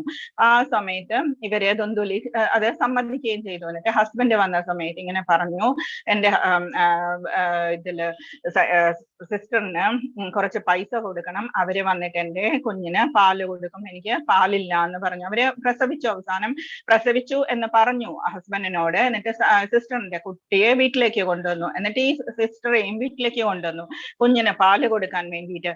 അപ്പൊ ഇതെല്ലാം പറഞ്ഞു കഴിഞ്ഞപ്പോഴേക്കും ആത്മദേവൻ വളരെ സന്തോഷിച്ചു. കുഞ്ഞുണ്ടായല്ലോ എന്ന് പറഞ്ഞ് സന്തോഷിച്ചിട്ട് ദുന്ദുകാരി എന്ന ദുന്ദുലി പേരുമിട്ടു കുഞ്ഞിന്. എന്നിട്ട് ഗോശാലയിലെ പശുവാണെങ്കിലോ 3 മാസം കഴിഞ്ഞതിന് ശേഷം അതും പ്രസവിച്ചു. അതിന് വലിയ ചെവികളുള്ള ഒരു മനുഷ്യ ശിശു ജനിച്ചു. ഈ പശുവിന്റെ പോലെ തന്നെയുള്ള ചെവിയുണ്ട്, പക്ഷെ മനുഷ്യ ശിശു, വളരെയധികം നല്ല തേജസ്സുള്ള ഒരു കുഞ്ഞ്. അതിന് ഗോകർണൻ എന്ന് പേരിട്ടു. 2 കുഞ്ഞുങ്ങളെയും സന്തോഷത്തോടുകൂടി ആത്മദേവൻ വളരെ ഹാപ്പി ആയിട്ട് വളർത്തി. അതേസമയം ദുന്ദുകാരി വളരെ മോശമായ രീതിയിൽ വളർന്നു. ഗോകർണൻ എല്ലാ നിയമങ്ങളും എല്ലാം ശാസ്ത്രങ്ങളും എല്ലാം പഠിച്ച് നല്ല കുട്ടിയായിട്ട് വളർന്നു. അവസാനം ദുന്ദുകാരിയുടെ ശല്യം സഹിക്കവയ്യാതെ ആത്മദേവൻ ഗോകർണനോട് ചോദിച്ചിട്ട്, വളരെ മോശമായ കുട്ടിയായിരുന്നു ആത്മദേവൻ, ഫോറസ്റ്റിലേക്ക് പോയി, വനത്തിലേക്ക് പോയി, സന്യാസം സ്വീകരിച്ച് വനത്തിലേക്ക് പോയി. ദുന്ദുലിയാണെങ്കിലോ വളരെയധികം ദ്രോഹങ്ങളൊക്കെ സഹിച്ച്, നീ പൈസ തരൂ എന്ന് പറഞ്ഞാൽ പൈസ തരണം, എന്ത് അനാവശ്യവും അത് ചെയ്യും ആ കുഞ്ഞ്. അതിനെപ്പറ്റി ഓർത്തോർത്ത് അവസാനം ഒരു ദിവസം കിണറ്റിൽ ചാടി മരിക്കുകയും ചെയ്തു. ഗോകർണനാണെങ്കിലോ ഇതിന് പോയി, ഹിമാലയത്തിലേക്ക് പോയി, തീർത്ഥയാത്രയ്ക്ക് പോയി. അപ്പോൾ ഈ ദുന്ദുകാരി എന്താ ചെയ്തത്? മോശമായ എല്ലാ കാര്യങ്ങളും ചെയ്ത് 5 സ്ത്രീകളെ വീട്ടിൽ കൊണ്ടുവന്ന് താമസിപ്പിച്ചു. എന്നിട്ട് മോഷണമൊക്കെ തുടങ്ങി. മോഷ്ടിച്ച മുതലൊക്കെ കൊണ്ടുവന്ന് വീട്ടിൽ കൊണ്ടുവന്ന് കൊടുക്കാൻ തുടങ്ങി. ഈ സ്ത്രീകൾ എന്ത് ചെയ്തു? ഈ ദുന്ദുകാരി ഇങ്ങനെ ഉപദ്രവിക്കുന്നത് കണ്ടിട്ട്, ഇങ്ങനെയെല്ലാം ചെയ്യുന്നത് കണ്ടിട്ട് രാജാവ് ഒരു ദിവസം ഇയാളെ പിടിക്കും, ഞങ്ങളെയും പിടിക്കും എന്ന് പറഞ്ഞിട്ട് വായ്ക്കുള്ളിൽ തീ കനല് കോരിയിട്ടിട്ട് അതിനെ കൊന്നു. അയാളെ, ദുന്ദുകാരിയെ കൊന്നു. ദുന്ദുകാരിയെ കൊന്നു കഴിഞ്ഞപ്പോഴെന്താ സംഭവിച്ചത്? അയാളുടെ സ്പിരിറ്റ് എന്ന് പറയുന്നത്, സോൾ എന്ന് പറയുന്നത് ശരീരമില്ലാതെ അങ്ങോട്ടും ഇങ്ങോട്ടും ഓടാൻ തുടങ്ങി. അതിനെന്താ ചെയ്യേണ്ടത് എന്നറിയില്ല, വാസസ്ഥാനമില്ല. അവസാനം ഒരു ദിവസം എന്നിട്ട് ഈ സ്ത്രീകൾ ഈ വീട്ടിലുള്ള എല്ലാ സംഭവങ്ങളും എടുത്ത് അവരുടെ സമ്പത്തെല്ലാം എടുത്ത് അവര് പുറത്തേക്ക് വേറെ ഇടത്തേക്ക് പോയി. അപ്പം ഗോകർണൻ ഒരു ദിവസം വന്നു. തീർത്ഥയാത്രയൊക്കെ കഴിഞ്ഞ് വന്ന സമയത്ത് ആൾക്കാരൊക്കെ പറഞ്ഞു, ഇങ്ങനെ ഒരു പ്രേതം ഇവിടെയുണ്ട്, ഒരു ഗോസ്റ്റ് ആയിട്ട് സ്പിരിറ്റ് ഉണ്ട് ഇവിടെ, ഉപദ്രവിക്കുന്നുണ്ട്, ദുന്ദുകാരിയുടെ പ്രേതമാണെന്ന് തോന്നുന്നു എന്ന് പറഞ്ഞപ്പോ ഗോകർണൻ പോയിട്ട് ഗയാശ്രാദ്ധമൊക്കെ ചെയ്തു. ഗയാശ്രാദ്ധം ചെയ്തു കഴിഞ്ഞാൽ പിന്നെ മോക്ഷമാണ് ഇതിന്, ആത്മാവിന് മോക്ഷം എന്നാണ് പറയുന്നത്. പക്ഷെ ഗയാശ്രാദ്ധം ചെയ്തതിന് ശേഷവും ഇത് പോയില്ല. അപ്പം ഗോകർണൻ എന്താ ചെയ്തത്? ഒരു ദിവസം ബെഡിൽ വന്നിരുന്ന, പുറത്ത് കട്ടില് വിരിച്ചിട്ടുണ്ടായിരുന്നു, മുറ്റത്ത് അവിടെ വന്നിരുന്ന സമയത്ത് ഈ ദുന്ദുകാരി ധാരാളം രൂപങ്ങൾ കാണിച്ചു കൊടുത്തു. ആനയായിട്ടും പോത്തായിട്ടും പ്രേതമായിട്ടും എല്ലാ തരത്തിലുള്ള രാക്ഷസ രൂപവും എല്ലാം കാണിച്ചു കൊടുത്തു. ഗോകർണന് യാതൊരു പേടിയും തോന്നിയില്ല. ആരാണ് നീ എന്ന് ചോദിച്ചു. അപ്പൊ അതിന് സംസാരിക്കാൻ പറ്റുന്നില്ല. അപ്പൊ ഗോകർണൻ വേഗം കയ്യിലുണ്ടായിരുന്ന കമണ്ഡലയിൽ നിന്ന് വെള്ളമെടുത്ത് പ്രോക്ഷണം ചെയ്തു. ഇതിന്റെ ദേഹത്തേക്ക് ഇട്ടു. ദേഹത്തേക്ക് ഇട്ട് കഴിഞ്ഞ് പ്രോക്ഷണം ചെയ്തു കഴിഞ്ഞപ്പോ അതിന് സംസാരിക്കാൻ പറ്റി. എന്നിട്ട് പറഞ്ഞു, ഞാൻ ദുന്ദുകാരിയാണ്, നിന്റെ ബ്രദറാണ്, ഞാൻ വളരെയധികം ചീത്തക്കാര്യങ്ങൾ ചെയ്തു, ഇങ്ങനെ എനിക്കൊരു ദുർമരണം സംഭവിച്ചു, എനിക്ക് പിന്നെ ഒരു ബോഡി കിട്ടിയിട്ടില്ല, എനിക്ക് വാസസ്ഥാനവും കിട്ടിയിട്ടില്ല എന്ന് പറഞ്ഞു. എന്താണ് ചെയ്യേണ്ടത് എന്ന് എല്ലാവരോടും ചോദിച്ചു ഗോകർണൻ. ചോദിച്ചപ്പോഴേക്കും എല്ലാവരും ഓരോരോ കാര്യങ്ങൾ പറഞ്ഞു. ഭാഗവതം വായിക്കുക, ഭഗവത്ഗീത വായിക്കുക എല്ലാം പറഞ്ഞു. പക്ഷേ ഒരു പൂർണ്ണമായിട്ടുള്ള ഒരു ഫൈനൽ ഡിസിഷൻ എന്ന് പറയുന്നത് കിട്ടിയില്ലായിരുന്നു. അപ്പൊ ആ സമയത്ത് ഗോകർണൻ എന്താ ചെയ്തത്? സൂര്യ ഭഗവാന്റെ ഗതിയെ നിർത്തിയിട്ട് സൂര്യ ഭഗവാനോട് ചോദിച്ചു, എന്താണ് ഭഗവാനെ ചെയ്യേണ്ടത് എന്ന് ചോദിച്ചു. പ്രത്യക്ഷ ദൈവമായി സൂര്യനോട് ചോദിച്ചു. സൂര്യൻ പറഞ്ഞു, ദൂരെ വെച്ച് തന്നെ പറഞ്ഞു, 7 ദിവസം കൊണ്ട് ഭാഗവതം വായിക്കുക, അപ്പോഴേക്കും മോക്ഷം കിട്ടും എന്ന് പറഞ്ഞു. അപ്പൊ ഗോകർണൻ ഇതെല്ലാം റെഡിയാക്കി, വായിക്കാനുള്ള ഇതൊക്കെ റെഡിയാക്കി ആസനൊക്കെ വെച്ചു. എന്നിട്ട് ആൾക്കാരെയൊക്കെ ക്ഷണിച്ചു. നമ്മളിങ്ങനെ ഭാഗവതം വായിക്കാൻ പോവാണ്, 7 ദിവസം കൊണ്ട് നമ്മൾ വായിക്കും എന്നൊക്കെ പറഞ്ഞു. അപ്പം ദുന്ദുകാരി എന്ത് ചെയ്തു? അവിടെ ഒരു 7 കമ്പുള്ള ഒരു മുള നിൽക്കുന്നുണ്ടായിരുന്നു. അതില് ആദ്യത്തെ കമ്പില് കയറിയിരുന്നു, മുകളിലിരുന്നു അത്. അപ്പം ആ കമ്പിനകത്ത് കയറിയിരുന്നു. എന്താണെന്ന് വെച്ചാൽ വായുരൂപമാണ്, അനങ്ങാതിരിക്കണം. അപ്പൊ അതിനു വേണ്ടിയിട്ട് ആ മുളയ്ക്കുള്ളിലേക്ക് കയറിയിരുന്നിട്ട് ഭക്ഷണം ഒന്നുമില്ല, അതിന് വായു തന്നെ ഭക്ഷണം. അപ്പം അങ്ങനെ ഇരിക്കുന്ന സമയത്ത് ഗോകർണൻ നല്ല ഭംഗിയായിട്ട് 7 ദിവസം കൊണ്ട് വായിച്ചു. ഫസ്റ്റ് ഡേ വായിച്ചു കഴിഞ്ഞപ്പോഴേക്കും ഒന്നാമത്തെ കമ്പ് ഈ മുളയുടെ കഷ്ണമായിട്ട് വീണു. അത് പോയപ്പോഴേക്കും സെക്കൻഡ് കമ്പിലേക്ക് അത് താണിരുന്നു. നെക്സ്റ്റ് ഡേ ആയപ്പോൾ സെക്കൻഡ് കമ്പും കഷ്ണമായിട്ട് പോയി. അതിനുശേഷം അങ്ങനെ ആയി കഴിഞ്ഞപ്പോഴേക്കും ലാസ്റ്റ് 7ാമത്തെ ദിവസം എല്ലാ കമ്പ് അതിന്റെ ഫുൾ എൻഡ് ആയി കഴിഞ്ഞപ്പോഴേക്കും എന്താ സംഭവിച്ചത്? ദുന്ദുകാരിക്ക് ഒരു ദിവ്യദേഹം കിട്ടി. ദിവ്യദേഹം കിട്ടിയിട്ട് ഭഗവാന്റെ പാർഷദന്മാര് വന്ന് വിമാനം കൊണ്ടുവന്ന് ദുന്ദുകാരിയെ അതിലിരുത്തിയിട്ട് കൊണ്ടുപോയി. ആ സമയത്ത് ഇവര് ഗോകർണൻ ചോദിച്ചു, ഇത്രയും ആളുകൾ എല്ലാവരും, ഞങ്ങളെല്ലാവരും ഇതെല്ലാം കേട്ടല്ലോ, എന്നിട്ട് എന്താ ദുന്ദുകാരിക്ക് മാത്രം മോക്ഷം കിട്ടുന്നത് എന്ന് ചോദിച്ചപ്പോ പറഞ്ഞു, ഇയാള് ദുന്ദുകാരി മാത്രമേ ഇത് നന്നായിട്ട് ശ്രവിച്ചുള്ളൂ, വേറെ ഒരു അന്യ ചിന്തയുമില്ലാതെ ശ്രവിക്കുകയും ചെയ്തു. അതിന് മാത്രമല്ല, അതിനുശേഷം ഭക്ഷണമില്ലാതെയും ഇരുന്നു, ഉപവസിച്ചുകൊണ്ട് കേട്ടു, അത് മനനം ചെയ്യുകയും ചെയ്തു. എല്ലാവരും ഇതെല്ലാം കഴിഞ്ഞ് രാത്രി അവരവരുടെ വീടുകളിലേക്ക് പോയപ്പോ ഇതെന്താ ചെയ്തത്? അതേ മുളയിൽ അവിടെ തന്നെ ഇരുന്ന് ഇത് മനനം ചെയ്തു. എന്ന് വെച്ചാൽ അത് പഠിച്ചു, ഒന്നും കൂടി അത് കേട്ടത് റിപ്പീറ്റ് ചെയ്തു മനസ്സുകൊണ്ട്. അത്രയും പെർഫെക്റ്റ് ആയിട്ട് ചെയ്തത് കൊണ്ടാണ് എന്ന് പറഞ്ഞിട്ട് ദുന്ദുകാരി ഭാഗവതത്തെ നമസ്കരിച്ച് പ്രദക്ഷിണം വെച്ച് നമസ്കരിച്ച് ഇതിനെ തൊഴുതുകൊണ്ട്, ഇത് വാങ്മയി മൂർത്തിയാണ്, ഭഗവാന്റെ രൂപമാണ് എന്ന് പറഞ്ഞിട്ട് തൊഴുതുകൊണ്ട് വിമാനത്തിൽ കയറിപ്പോയി. ഗോകർണൻ എന്താ ചെയ്തത്? നെക്സ്റ്റ് മന്ത് ആയപ്പോഴേക്കും പിന്നെയും ഒരു പ്രാവശ്യം കൂടി ഭാഗവതം വായിച്ചു. എല്ലാവരും, പട്ടി പൂച്ച തുടങ്ങിയ എല്ലാവരും ഇതെല്ലാം കേട്ട് ഭഗവാൻ അവരെ എല്ലാം വിമാനത്തിൽ കയറ്റി കൊണ്ടുപോവുകയും ചെയ്തു. ഗോകർണനെ ഗോലോകത്തേക്ക് കൊണ്ടുപോവുകയും ചെയ്തു. ാണ് ഇന്ദ്രിയങ്ങളെ നിയന്ത്രിച്ച് എന്ന് പറയുന്നതിന് വേണ്ടിയിട്ടാണ് ഞാൻ ദുന്ദുകാരിയുടെ സ്റ്റോറി പറഞ്ഞത്. അങ്ങനെയാണ് നമ്മൾ കേൾക്കുക അല്ലെങ്കിൽ മനനം ചെയ്യുക എന്ന് പറയുന്നത്. വീട്ടിൽ പോയിട്ടിരുന്ന് ഇത് വായിക്കുക, ശ്രദ്ധിച്ച് വായിക്കുക, ശ്ലോകങ്ങളൊക്കെ പഠിക്കുക എന്നൊക്കെ ഞാൻ ഇതുകൊണ്ടാണ് പറയുന്നത്. എല്ലാവരും ഒന്ന് മ്യൂട്ട് ചെയ്യുക പ്ലീസ്. 12.5 പറയുന്നു, ക്ലേശോധിക തരശേഷം അവ്യക്താസക്ത ചേതസാം അവ്യക്ത ഹി ഗതിർ ദുഃഖം ദേഹവദ്ഭിരവാപ്യതേ. മ്യൂട്ട് ചെയ്തിരിക്കുക പ്ലീസ്. പരമപുരുഷന്റെ അവ്യക്തവും വ്യക്തിശൂന്യവുമായ ഭാവത്തിൽ ആസക്ത ചിത്തരായവർക്ക് പുരോഗമനത്തിന് പ്രയാസമേറും. ക്ലേശോധിക തരസ്തേഷാം, ക്ലേശം അധികമായിരിക്കും. അവ്യക്താസക്ത ചേതസാം, അവ്യക്തമായിട്ടുള്ള ഭാവത്തിൽ നമ്മൾ വിചാരിക്കുമ്പോൾ അതിനെ കുറച്ച് ടഫ് ആയിരിക്കും. അവ്യക്താഹി ഗതിർ ദുഃഖം ദേഹവദ്ഭിരവാപ്യതേ, പുരോഗമനത്തിന് പ്രയാസമേറും ശരീരികൾക്ക് ഈ വഴിക്കുള്ള.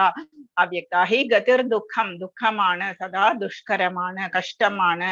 ഇങ്ങനെ നമ്മൾ ബ്രഹ്മൻ എഫൾജൻസിലൊക്കെ ഡിപ്പെൻഡ് ചെയ്യുന്നത് വളരെ ദുഷ്കരമാണ്. ഭഗവാന്റെ രൂപത്തിൽ നല്ല ഭഗവാന്റെ നല്ല ബ്യൂട്ടിഫുൾ ആയിട്ടുള്ള ഓൾ അട്രാക്റ്റീവ് ആയിട്ടുള്ള രൂപം നമുക്കുള്ളപ്പോ നമ്മൾ എന്തിനാണ് ബുദ്ധിമുട്ടുള്ള ഇത് എടുക്കുന്നത്, വഴി തിരഞ്ഞെടുക്കുന്നത്? തെരുവിൽ പലയിടത്തും തപാൽ പെട്ടികൾ കാണാം. ഇവയിൽ നമ്മൾ കൊണ്ടുപോയിടുന്ന കത്തുകൾ സ്വാഭാവികമായി നിഷ്പ്രയാസം ഉദ്ദിഷ്ട സ്ഥാനങ്ങളിൽ എത്തുന്നു. എന്നാൽ തപാൽ പെട്ടികളെന്ന് ആധികാരികമായി പ്രഖ്യാപിക്കാത്ത ഏതെങ്കിലും പഴയ പെട്ടികളിലൂടെ ഈ പ്രക്രിയ നടത്താനാവില്ല. അങ്ങനെ അംഗീകൃതമായ പ്രാതിനിധ്യമുള്ള ഒരു വിഗ്രഹരൂപം ഈശ്വരനുണ്ട്. ഇതിനെ നമ്മൾ അർച്ചാവിഗ്രഹം എന്ന് പറയുന്നു. അർച്ചാവിഗ്രഹവും പരമപുരുഷന്റെ അവതാരം തന്നെയാണ്. നമ്മൾ അമ്പലത്തിൽ പോയി പ്രാർത്ഥിക്കുന്ന അർച്ചാവിഗ്രഹം, അതിന് പ്രാണപ്രതിഷ്ഠയൊക്കെ ചെയ്തിട്ട് തന്നെയാണ് അമ്പലത്തിൽ പ്രതിഷ്ഠിച്ചിട്ടുള്ളത്. അതില് പ്രാണനുണ്ട്, അതിന് ചൈതന്യമുണ്ട്. ആ ചൈതന്യത്തെ പോയി നമ്മൾ, അതാണ് പോസിറ്റിവിറ്റി എന്ന് പറയുന്നത്. നമ്മൾ ആ ചൈതന്യത്തെ പോയി നമസ്കരിക്കുക. നമ്മള് കണ്ണടച്ച് തൊഴാൻ നമ്മളുടെ അച്ഛനമ്മമാര് നമ്മളോട് പറഞ്ഞു തന്നിട്ടുണ്ട്. അവിടെയുള്ള അർച്ചാവിഗ്രഹം തന്നെയാണ് നമ്മളുടെ ഉള്ളിലുള്ളത്, അല്ലെങ്കിൽ നമ്മളുടെ ഉള്ളിലുള്ള പരമപുരുഷൻ തന്നെയാണ് അർച്ചാവിഗ്രഹത്തിലുള്ളത് എന്നുള്ളതിന് വേണ്ടിയിട്ടാണ് നമ്മളുടെ അച്ഛനമ്മമാരങ്ങനെ പറഞ്ഞു തന്നിട്ടുള്ളത്. എന്നിട്ട് നമ്മൾ എന്താ ചെയ്യേണ്ടത്? ധ്യാന ശ്ലോകങ്ങളും എല്ലാം നമുക്ക് പഠിപ്പിച്ചു തന്നിട്ടുണ്ട്. ഈ വക ഏത് ഭഗവാനാണെങ്കിലും അതിനൊരു ധ്യാന ശ്ലോകം ഉണ്ടാവും. അതിന് ധ്യാന ശ്ലോകം ചൊല്ലി നമ്മൾ പ്രാർത്ഥിച്ച് നമസ്കരിച്ച് പൂജയ്ക്ക് വേണ്ടിയിട്ടോ അല്ലെങ്കിൽ നമ്മൾ പഴങ്ങളോ ഫ്രൂട്ട്സോ അല്ലെങ്കിൽ ഫ്ലവേഴ്സോ എന്തെങ്കിലും കൊണ്ടുപോയി നമ്മൾ സമർപ്പിക്കും. ഇതൊന്നും ചെയ്യാൻ പറ്റുന്നില്ലെങ്കിൽ നമ്മൾക്ക് ഇതെല്ലാം വീട്ടിൽ തന്നെ നമുക്ക് ചെയ്യാം. ജസ്റ്റ് നമ്മൾ കണ്ടിട്ടില്ലേ, ഒരാൾ വെച്ചിരിക്കുന്ന പേഴ്സിൽ ഏതെങ്കിലും ഒരു ഫോട്ടോ ഉണ്ടെങ്കിൽ അതിൽ പ്രാർത്ഥിച്ചിട്ട് പോലും അയാളുടെ കാര്യങ്ങൾ എത്രയോ നന്നായിട്ട് ഭംഗിയായിട്ട് സാധിക്കുന്നുണ്ട്. ഒരു ചെറിയ ഫോട്ടോയിലൂടെയും ഭഗവാൻ നമ്മളെ അനുഗ്രഹിക്കുന്നുണ്ട് എന്ന് നമുക്ക് തന്നെ അറിയാം. നമ്മളുടെ പൂജാ റൂമിൽ ചിലപ്പോൾ ഒരു ഫോട്ടോ ആയിരിക്കും, ഒരു പിക്ചർ ആയിരിക്കും. അതിൽ നോക്കിയിട്ട് പ്രാർത്ഥിച്ചിട്ട് നമ്മൾ ചെയ്യുന്ന നമ്മളുടെ ലൈഫ് മുഴുവനും നമ്മൾ നന്നായിട്ട് ചെയ്യാറില്ലേ എല്ലാ ദിവസവും? അതുപോലെ നമുക്ക് ഇപ്പൊ അമ്പലത്തിൽ പോവാൻ സാധിച്ചില്ലെങ്കിൽ വീട്ടിലിരുന്ന് ഇതെല്ലാം നമുക്ക് ചെയ്യാം. ഒരു തുളസിയിലായിട്ട് ചെറിയൊരു ടംബ്ലറിൽ ഒരു ഗ്ലാസ്സിൽ എന്തെങ്കിലും നല്ല പുതിയ പാത്രത്തില് തുളസിയിലായിട്ട് വെള്ളം വെക്കുക, ഒരു ഫ്രൂട്ടോ എന്തെങ്കിലും, അതല്ലെങ്കിൽ നമുക്ക് പറ്റുന്ന രീതിയിലുള്ളത് എന്തെങ്കിലും നമ്മൾ സമർപ്പിക്കുക. ഇത് ചെയ്തിട്ട് അത് കഴിക്കുമ്പോൾ എന്താ സംഭവിക്കുക? നമ്മുടെ കോൺഷ്യസ്നെസ്സിന് അത് ബാധിക്കുന്നു. കോൺഷ്യസ്നെസ് സത്വഗുണം, ശുദ്ധ സത്വഗുണമായിട്ട് മാറുന്നു. അതിൽ നിന്ന് നമുക്ക് എന്താ വാസുദേവ സർവമിതി എന്ന് പറയുന്ന ആ ഒരു ഫീലിംഗ് വരുന്നു. നമുക്ക് കൃഷ്ണൻ മാത്രമാണ് അഭയം എന്നുള്ള ഫീലിംഗ് വരുന്നു. ഇത് പരമപുരുഷന്റെ അവതാരമാണ് അർച്ച വിഗ്രഹം എന്ന് പറയുന്നത്. പ്രദക്ഷിണം വെക്കുക. പ്രദക്ഷിണം വെക്കുമ്പോ എന്താ പറയേണ്ടത്? ഓരോ പ്രദക്ഷിണത്തിനും പ്രദക്ഷിണ പതേ പതേ നമ്മൾ ഓരോ പ്രദക്ഷിണം വെക്കുമ്പോഴും എന്താണ് നമ്മൾ പറയുന്നത്? ഓരോ പ്രദക്ഷിണം വെക്കുന്ന ആ സ്റ്റെപ്പിലും നമ്മളുടെ പാപങ്ങളെല്ലാം തീർക്കുക എന്ന് പറഞ്ഞ് നമ്മൾ തൊഴുക.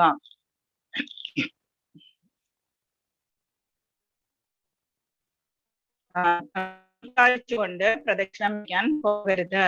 12.7 പറയുന്നു, യേതു സർവാണി കർമാണി മയി സന്യസ്യ മത്പരാഹ അനന്യേ നൈവ യോഗേന മാം ധ്യായന്ത ഉപാസതേ തേഷാമഹം സമുദ്ധർത്ത മൃത്യു സംസാര സാഗരാത് ഭവാമിന ചിരാത് പാർത്ഥ മയ്യാവേശിത ചേതസാം. ഹേ പാർത്ഥ, എന്നാൽ എന്നെ എല്ലായ്പ്പോഴും ധ്യാനിച്ചുകൊണ്ട് സർവകർമ്മങ്ങളെയും, യേതു സർവാണി കർമാണി മയി സന്യസ്യ മത്പരാഹ, എന്നിൽ തന്നെ സർവകർമ്മങ്ങളെയും എനിക്കായി അർപ്പിച്ച് എന്നിൽ മനസ്സ് അചഞ്ചലമായി ഊന്നിക്കൊണ്ട് അനന്യേ നൈവയോഗേന ഭക്തിയുത സേവനത്തിൽ ഏർപ്പെട്ടു പോരുന്നവരെ ഞാൻ വേഗത്തിൽ ജനന മരണങ്ങളുടെ സമുദ്രത്തിൽ നിന്ന് കരകയറ്റും. തേഷാമഹം സമുദ്ധർത്ത മൃത്യു സംസാര സാഗരാത്, മൃത്യു സംസാര സാഗരത്തിൽ നിന്നും ഭവാമിന ചിരാത് പാർത്ഥ മയ്യാവേശിത ചേതസാം, ഞാൻ തന്നെ ഇതിൽ നിന്ന് കരകയറ്റും. ഇതാണ് സമുദ്രത്തിൽ നിന്ന് നമ്മൾ കൈ പൊക്കി, ഭവാർണവത്തിൽ നിന്ന് കൈ പൊക്കി ഭഗവാനെ വിളിക്കുന്നത്. ഈ പോസ് ആണ് ഞാൻ നേരത്തെ പറഞ്ഞത്. നമ്മൾ സമുദ്രത്തില് ഭവാർണവത്തിൽ കിടക്കുമ്പോ 2 കൈയും ഉയർത്തിയിട്ട് നമ്മൾ തൊഴുക എന്ന് പറഞ്ഞത്. അപ്പം 2 കൈയും ഉയർത്തി തൊഴുമ്പോഴാണ് നമ്മളുടെ പാപങ്ങളെല്ലാം പോവുക. നമ്മളിപ്പോ അമ്പലത്തിലൊക്കെ പോകുമ്പോ ആരെങ്കിലും മണി അടിക്കുന്ന തൊഴുന്നതൊക്കെ കണ്ടിട്ടില്ലേ? അതല്ലെങ്കിൽ നോർത്ത് ഇന്ത്യൻസ് ഒക്കെ ആണെങ്കിൽ നമ്മൾ ആരത്തിയുടെ സമയത്ത് നമ്മൾ കൈ കൊട്ടിയിട്ടാണ് പ്രാർത്ഥിക്കുക, കൈ കൊട്ടുകയാണ് അവര് ചെയ്യുക. അപ്പം ഥാലി സേവ എന്ന് പറയും. അപ്പൊ ആ കൈ കൊട്ടി തൊഴുന്നത് എന്തുകൊണ്ടാണ്? നമ്മളിപ്പം ഏതെങ്കിലും അമ്പലത്തിലൊക്കെ പോകുമ്പോ പ്രാവുകളൊക്കെ ഇങ്ങനെ ഇരുന്ന് ധാന്യങ്ങളൊക്കെ കഴിച്ചുകൊണ്ടിരിക്കുന്ന സമയത്ത് നമ്മളിപ്പോ കയറി പോയാലോ കൈ കൊട്ടിയാലോ അല്ലെങ്കിൽ എന്തെങ്കിലും സൗണ്ട് കേട്ടാൽ എന്താ സംഭവിക്കുക? അവരെല്ലാവരും കൂടി ഒറ്റയടിക്ക് അങ്ങ് ഉയർന്ന് പൊങ്ങും. ഈ പ്രാവൊക്കെ മ്യൂട്ട് ചെയ്യുക പ്ലീസ്, അൺമ്യൂട്ട് ചെയ്യരുത് സംസാരിക്കുന്നതിന്റെ ഇടയ്ക്ക്. എനിക്ക് ഫ്ലോ പോയി കഴിഞ്ഞാൽ എനിക്ക് സംസാരിക്കാൻ മൂഡ് ഉണ്ടാവില്ല. അപ്പം ആ സമയത്ത് അതുപോലെയാണ് നമ്മളുടെ പാപരൂപിയായിട്ടുള്ള പക്ഷികളാണ് നമ്മൾ കൈ പൊക്കി തൊഴുമ്പോ അല്ലെങ്കിൽ നമ്മൾ കൈ കൊട്ടി തൊഴുമ്പോ മണി അടിച്ച് തൊഴുമ്പോഴൊക്കെ നമ്മളുടെ പാപരൂപിയായിട്ടുള്ള പക്ഷികള് നമ്മളിൽ നിന്ന് ഉയർന്നു പൊങ്ങും എന്നാണ് പറയുന്നത്. അതുകൊണ്ടാണ് കൈ കൊട്ടി അല്ലെങ്കിൽ മണി അടിച്ചിട്ടൊക്കെ തൊഴുക എന്ന് പറയുന്നത്. പക്ഷെ പുറത്ത് ഇറങ്ങുന്ന സമയത്ത് നമ്മൾ മണി അടിക്കാൻ പോകരുത്. നമ്മളിപ്പോ കയറി പോകുന്ന സമയത്ത് ഇപ്പൊ ഒരു മണി കണ്ടാൽ നമ്മൾ അടിച്ചു കഴിഞ്ഞാൽ അത് ഇതാണ് പറയുന്നത്. തിരിച്ചു പോകുന്ന സമയത്ത് നമ്മൾ അത് ചെയ്യരുത്. അപ്പം അതില് നമ്മളുടെ പാപരൂപിയായിട്ടുള്ള പക്ഷികൾ എന്താ സംഭവിക്കാതെ പറന്നു പോവും, പാപരൂപികളായിട്ടുള്ള പക്ഷികൾ. ഓക്കെ, ഇതില് കാണുന്ന പിക്ചറാണ് നമ്മളുടെ മെറ്റീരിയൽ ലൈഫ് എന്ന് പറയുന്നത്. നമ്മളുടെ ഈ ആള് നിൽക്കുന്നതാണ് നമ്മൾ എന്ന് വിചാരിക്കുക. എന്നിട്ട് ഈ വൃക്ഷം കണ്ടോ? വൃക്ഷം കടപുഴക്കാനായിട്ട് ഒരു ആന വന്ന് അനക്കുന്നു.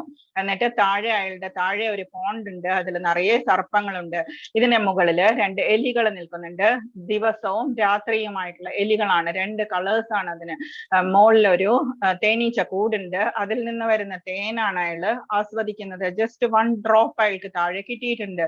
ഇനി ഇപ്പുറത്തെ സൈഡില് ഭഗവാൻ വന്ന് നിൽക്കുന്നുണ്ട്. ജസ്റ്റ് ഒരു കൈ നീട്ടിയാൽ മതി അയാൾക്ക് ഭഗവാനെ ശരണം പ്രാപിക്കാം. ഭഗവാൻ അയാളെ വിമാനത്തിൽ ഇരുത്തിയിട്ട് നല്ല സ്പിരിച്വൽ ലൈഫിലേക്ക് അയാളെ കൊണ്ടുപോകും, വേൾഡിലേക്ക്. പക്ഷെ ഇയാൾ എന്താ ചെയ്യുക? 2 കൈകളും കൊണ്ട് ഈ ടെമ്പററി ആയിട്ടുള്ള എപ്പോഴും വീഴാം എന്ന രീതിയിൽ ഇരിക്കുന്ന ഈ വൃക്ഷത്തിന്റെ ശാഖയിൽ ഇയാള് കിടന്ന് തൂങ്ങിക്കിടക്കുകയും ചെയ്യും. നമ്മളുടെ അവസ്ഥയാണ് ഇതില് കാണിച്ചിരിക്കുന്നത്, ഈ പിക്ചറിൽ കാണിച്ചിരിക്കുന്നത്. ഡേ ആൻഡ് നൈറ്റ് ആണ് ഈ എലികൾ. എന്തായാലും ഇയാൾ നിൽക്കുന്ന ഇത് കരണ്ട് തിന്നുകയാണ് അവര്. അപ്പം ഇതാണ് നമ്മളുടെ ലൈഫ് എന്ന് പറയുന്നത്. 12.8 പറയുന്നു, മയ്യേവ മന ആദത്സ്വ മൈ ബുദ്ധിം നിവേശയ നിവശിഷ്യസി മയ്യേവ അത ഊർധ്വം ന സംശയ. ഈസി ആയിട്ടുള്ള കാര്യമാണ്. മയ്യേവ മന ആദത്സ്വ മൈ ബുദ്ധിം നിവേശയ, പരമദിവ്യോത്തമ പുരുഷനായ എന്നിൽ മനസ്സുറപ്പിച്ച് ബുദ്ധിയെ വ്യാപരിപ്പിക്കുക. മനസ്സുറപ്പിക്കുക, ബുദ്ധിയെ വ്യാപരിപ്പിക്കുക എന്ന് പറഞ്ഞു. നമ്മൾ നമ്മളുടെ സ്ക്രിപ്റ്റേഴ്സ്, ഭാഗവതം, ഭഗവത്ഗീത പോലെയുള്ള കാര്യങ്ങൾ വായിച്ച് നമ്മളുടെ ബുദ്ധിയിൽ ഈ വക കാര്യങ്ങൾ നിറയ്ക്കുക. നിവശിഷ്യസി മയ്യേവ അത് ഊർധ്വം ന സംശയ. അപ്രകാരം നീ എല്ലായ്പ്പോഴും എന്നിൽ തന്നെ വാഴും, സംശയമില്ല. എന്നിൽ തന്നെ എന്നാണ് ഭഗവാൻ പറയുന്നത്.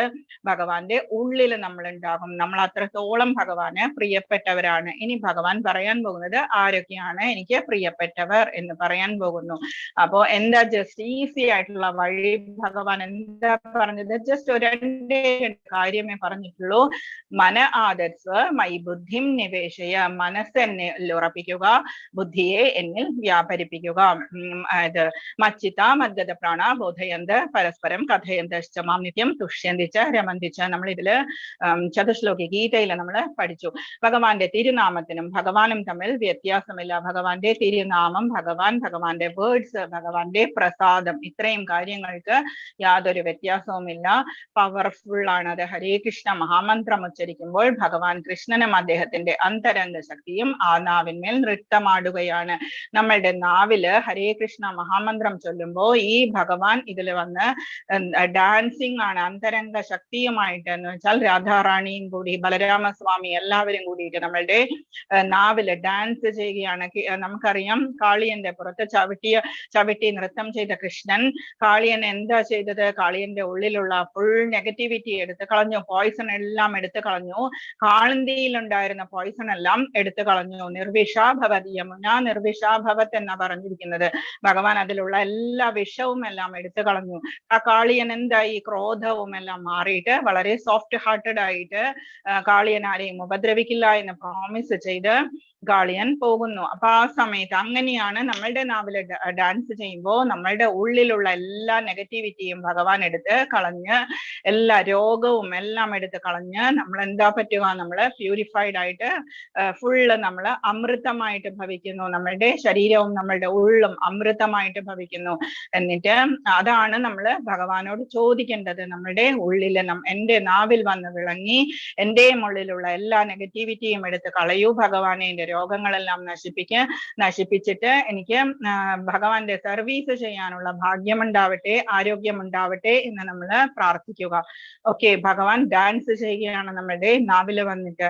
12.9 പറയുന്നു, അഥ ചിത്തം സമാധാതും ന ശക്നോഷി മയി സ്ഥിരം അഭ്യാസ യോഗേന തത്തോ മാമിച്ചാപ്തും ധനഞ്ജയ. എന്താണ് ചെയ്യേണ്ടത്? ആദ്യം പറഞ്ഞു എന്നിൽ ബുദ്ധിയെ വ്യാപരിപ്പിക്കുക, എന്നിൽ മനസ്സുറപ്പിക്കുക. ഫസ്റ്റ് സ്റ്റെപ്പ് അതാണ് ഭഗവാൻ പറഞ്ഞത്.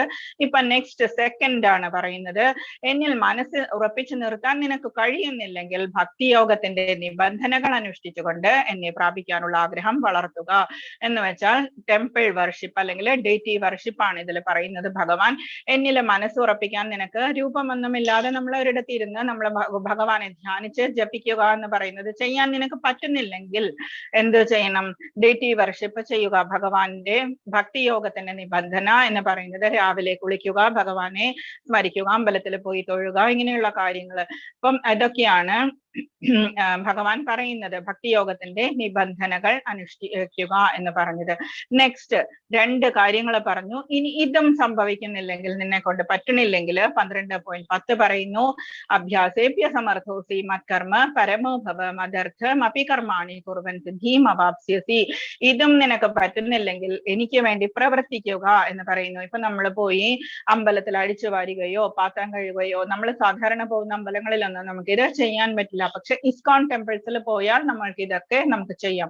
ഇസ്കോൺ ടെമ്പിൾസിൽ പാത്രം കഴുകാം ഞാൻ എന്ന് പറഞ്ഞാൽ അവര് സന്തോഷമായിട്ട് എഗ്രി ചെയ്യും. പിന്നെ നമ്മള് വെജിറ്റബിൾസ് കട്ട് ചെയ്ത് കൊടുക്കാം. അതല്ലെങ്കിൽ നമുക്ക് എന്തും ചെയ്യാം. പൂമാല കെട്ടി കൊടുക്കാം, വീട്ടിൽ മാല കെട്ടിയിട്ട് നമുക്ക് കോർത്ത് കൊണ്ടുപോയി കൊടുക്കാം.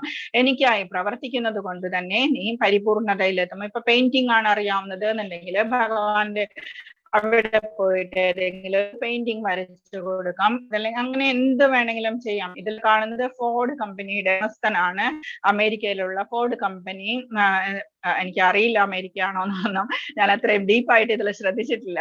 ഇതില് ഫോർഡ് കമ്പനിയുടെ ഉടമസ്ഥനാണ് അദ്ദേഹമാണ് മായാപൂർ അമ്പലം ക്ഷേത്രം പണിയാൻ വേണ്ടിയിട്ട് 500 crores കൊടുത്തത്.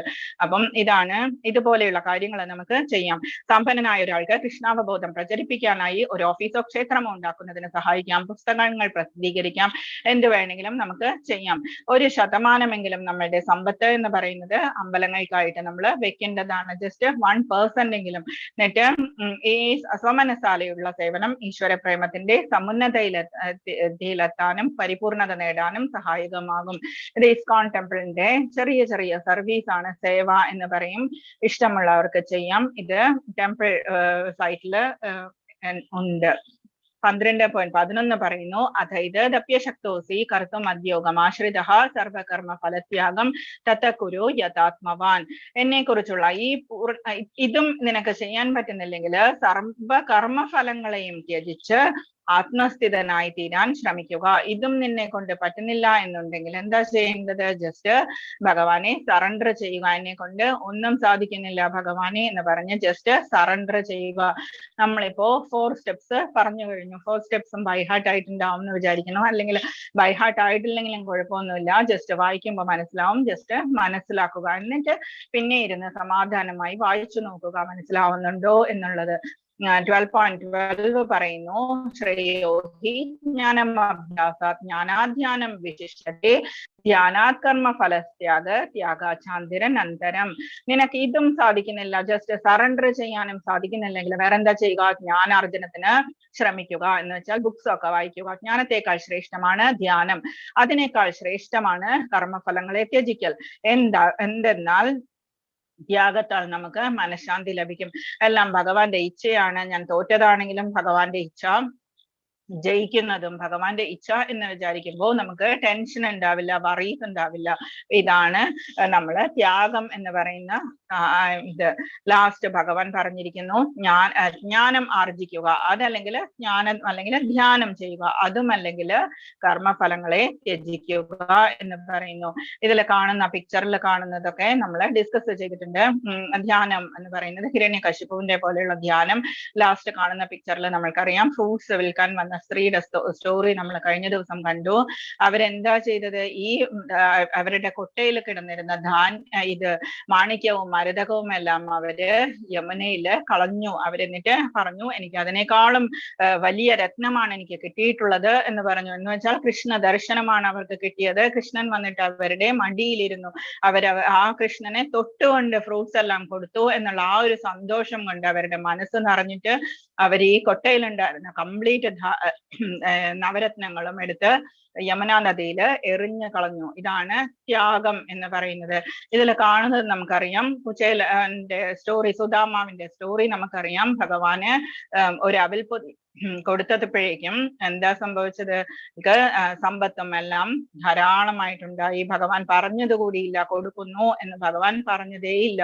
12.13-14 പറയുന്നു, അദ്വേഷ്ട സർവഭൂതാനാം മൈത്രകരുണ ഏവച നിർമ്മമോ നിരഹങ്കാര സമദുഃഖ സുഖക്ഷമി സന്തുഷ്ട സതതം യോഗി യഥാത്മാ മയ്യർപ്പിത മനോബുദ്ധിർ യോമദ്ഭക്ത സമേ പ്രിയഃ.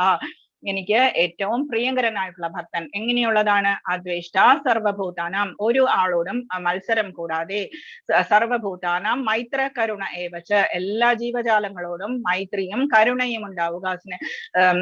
മൈത്രി എന്ന് പറഞ്ഞ ഫ്രണ്ട്ഷിപ്പ്, സുഹൃത്തായി ഒന്നിലും അവകാശ ബോധവും ഒന്നുമില്ലാതെ, നിർമ്മമോ നിരഹങ്കാര്, ഒരാളോടും അധികവും മമതയില്ലാതെ എന്നാൽ അഹങ്കാരവും ഇല്ലാതെ, സമദുഃഖ സുഖക്ഷമി, എല്ലാ സുഖത്തിലും ദുഃഖത്തിലും ക്ഷമിച്ച് സമമായിട്ട് നോക്കി, സന്തുഷ്ട സതതം യോഗി, ഇങ്ങനെ ഇരിക്കുന്ന ആള് മത്സര്യം കൂടാതെ സർവജീവസത്തകൾക്കും സുഹൃത്തായി ഒന്നിലും അവകാശബോധവും നിത്യാഹങ്കാരവും ഇല്ലാതെ സുഖദുഃഖങ്ങളിൽ സമനില കൈക്കൊണ്ട് ക്ഷമാശാലിയായും സദാ സംതൃപ്തനായും സന്തുഷ്ട സതതം യോഗിയായിട്ട് സന്തുഷ്ടിയോടുകൂടി, യഥാത്മാ ദൃഢനിശ്ചയം കൊണ്ട് എന്നിൽ മനസ്സും ബുദ്ധിയും, മയ്യർപ്പിത മനോബുദ്ധിർ, എന്നിൽ അർപ്പിച്ച മനസ്സും ബുദ്ധിയും കൊണ്ട്, യോമദ്ഭക്ത, ആരാണോ ഇരിക്കുന്നത് ഭക്തൻ, ഭക്തി സേവനം അനുഷ്ഠിക്കുന്നത് ദൃഢനിശ്ചയത്തോടുകൂടി, ആ ഭക്തൻ എനിക്ക് ഏറ്റവും പ്രിയങ്കരനാണ്. എന്തൊക്കെയാണ് പറഞ്ഞിരിക്കുന്നത് ഭഗവാൻ? അദ്വേഷ്ട, ആരോടും ദ്വേഷമൊന്നുമില്ലാതെ എല്ലാവരോടും മൈത്രിയും കരുണയുമായി നിരഹങ്കാരമായി നിർമ്മമത, എല്ലാവരോടും ഒരുപോലെ സമഭാവനയോടുകൂടി സുഖദുഃഖങ്ങളിലെല്ലാം ഒരുപോലെ ക്ഷമയോടെ സന്തോഷത്തോടുകൂടി എന്നിൽ തന്നെ മനസ്സുറപ്പിച്ച ദൃഢനിശ്ചയം ഉള്ള ഒരു ഭക്തൻ എനിക്ക് എപ്പോഴും പ്രിയങ്കരനാണ്. ഇതിലാണ് സുദാമാവിന്റെ എക്സാമ്പിൾ പറഞ്ഞിരിക്കുന്നത്. നെക്സ്റ്റ് 12.15 പറയുന്നു, യസ്മാനോ ദ്വിജതേ ലോകോ ലോകാനോ ദ്വിജതേ ചയഃ. സോറി,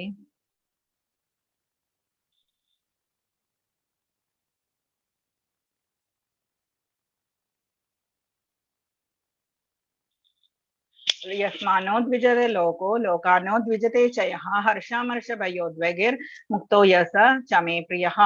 ആരാലാണോ ആർക്കും ബുദ്ധിമുട്ടുകളൊന്നുമില്ലാത്തത്, നമ്മൾ ആരെയും പോയി ദ്രോഹിക്കാൻ പോകരുത്, അറ്റ്ലീസ്റ്റ് വാക്കുകൊണ്ട് പോലും നമ്മൾ ദ്രോഹിക്കാൻ പോകരുത്. ആരാണോ ഏതൊരുവനാലും അസ്വസ്ഥനായി തീരാത്തത്, മറ്റുള്ളവരെ ദ്രോഹിച്ചാലും നമുക്ക് അസ്വസ്ഥത തോന്നാതിരിക്കുക എന്തെന്ന് വെച്ചാൽ അവരെ തമോ ഗുണത്തിലാണുള്ളത് എന്നുള്ള ഒരു ബോധം നമുക്കുണ്ടെങ്കിൽ നമ്മൾ പോയി വഴക്കടിക്കാൻ പോവില്ല. സുഖദുഃഖങ്ങളിലും ഹർഷാമർഷഭയോദ്വേഗൈർ, സുഖദുഃഖങ്ങളിലും ഭയോത്കണ്ഠകളിലും സമചിത്തനായിരിക്കുന്നത് ആരാണോ അങ്ങനെയുള്ള ഭക്തൻ എനിക്ക് വളരെ പ്രിയപ്പെട്ടവനാണ്. അപ്പം ഭഗവാൻ വളരെ കൺട്രോൾഡ് ലൈഫ് ചെയ്യാനാണ് ഭഗവാൻ പറയുന്നത്. ആരോടും നമുക്ക് വൈരവും വേണ്ട, ആരോടും നമ്മള് ഓവറായിട്ട് മമത കാണിക്കാനും പോകരുത്. നമ്മൾക്ക് സുഖദുഃഖങ്ങളിലും എല്ലാത്തിലും നമുക്കൊരു സമചിത്തത വേണം എന്ന് പറയുന്നത്. ഇതിൽ കാണുന്ന പിക്ചറിൽ കാണുന്നത് ശിവഭഗവാൻ പാർവതിയോടൊന്നിച്ച് ഋഷിമാരുമായിട്ട് സംവദിച്ചു കൊണ്ടിരിക്കുന്നതാണ്. അതിൽ വിമാനത്തിൽ വരുന്നത് ചിത്രകേതു എന്ന് പറഞ്ഞ രാജാവാണ്. ചിത്രകേതു രാജാവ് വളരെ നന്നായിട്ട് പ്രജാഭരണമെല്ലാം ചെയ്തുകൊണ്ടിരുന്ന ഒരു രാജാവ്, പ്രജകൾക്ക് അച്ഛനെ പോലെയായിരുന്ന രാജാവ്, ഭണ്ഡാരമെല്ലാം നിറഞ്ഞു കവിഞ്ഞിരുന്ന രാജാവ്, ഒരു ധാരാളം ഭാര്യമാരൊക്കെ ഉണ്ട്, പക്ഷെ ആർക്കും കുട്ടികൾ ഉണ്ടായിരുന്നില്ല. വളരെ വിഷമിച്ചിരുന്ന ഒരു രാജാവായിരുന്നു ചിത്രകേതു മഹാരാജാവ്. അപ്പം അംഗീരസ മഹർഷി ഒരു ദിവസം നാരദരുടെ കൂടെ ഇവിടെ വന്നു, ഈ രാജകൊട്ടാരത്തിൽ വന്നു. രാജകൊട്ടാരത്തിൽ വന്നിട്ട് ചിത്രകേതു മഹാരാജാവ് എന്താ വിഷമിച്ചിരിക്കുന്നത് എന്ന് ചോദിച്ചപ്പോ പറഞ്ഞു, കുട്ടികളില്ല, ഒരു ഭാര്യയിലും സന്താനമില്ല എന്ന് പറഞ്ഞു. അപ്പം ഈ അംഗീരസ മഹർഷി പറഞ്ഞു, സന്താനമുണ്ടായാൽ അങ്ങേക്ക് ഹർഷമുണ്ടാകും, പക്ഷേ ശോകവും ഉണ്ടാകും എന്ന് പറഞ്ഞു.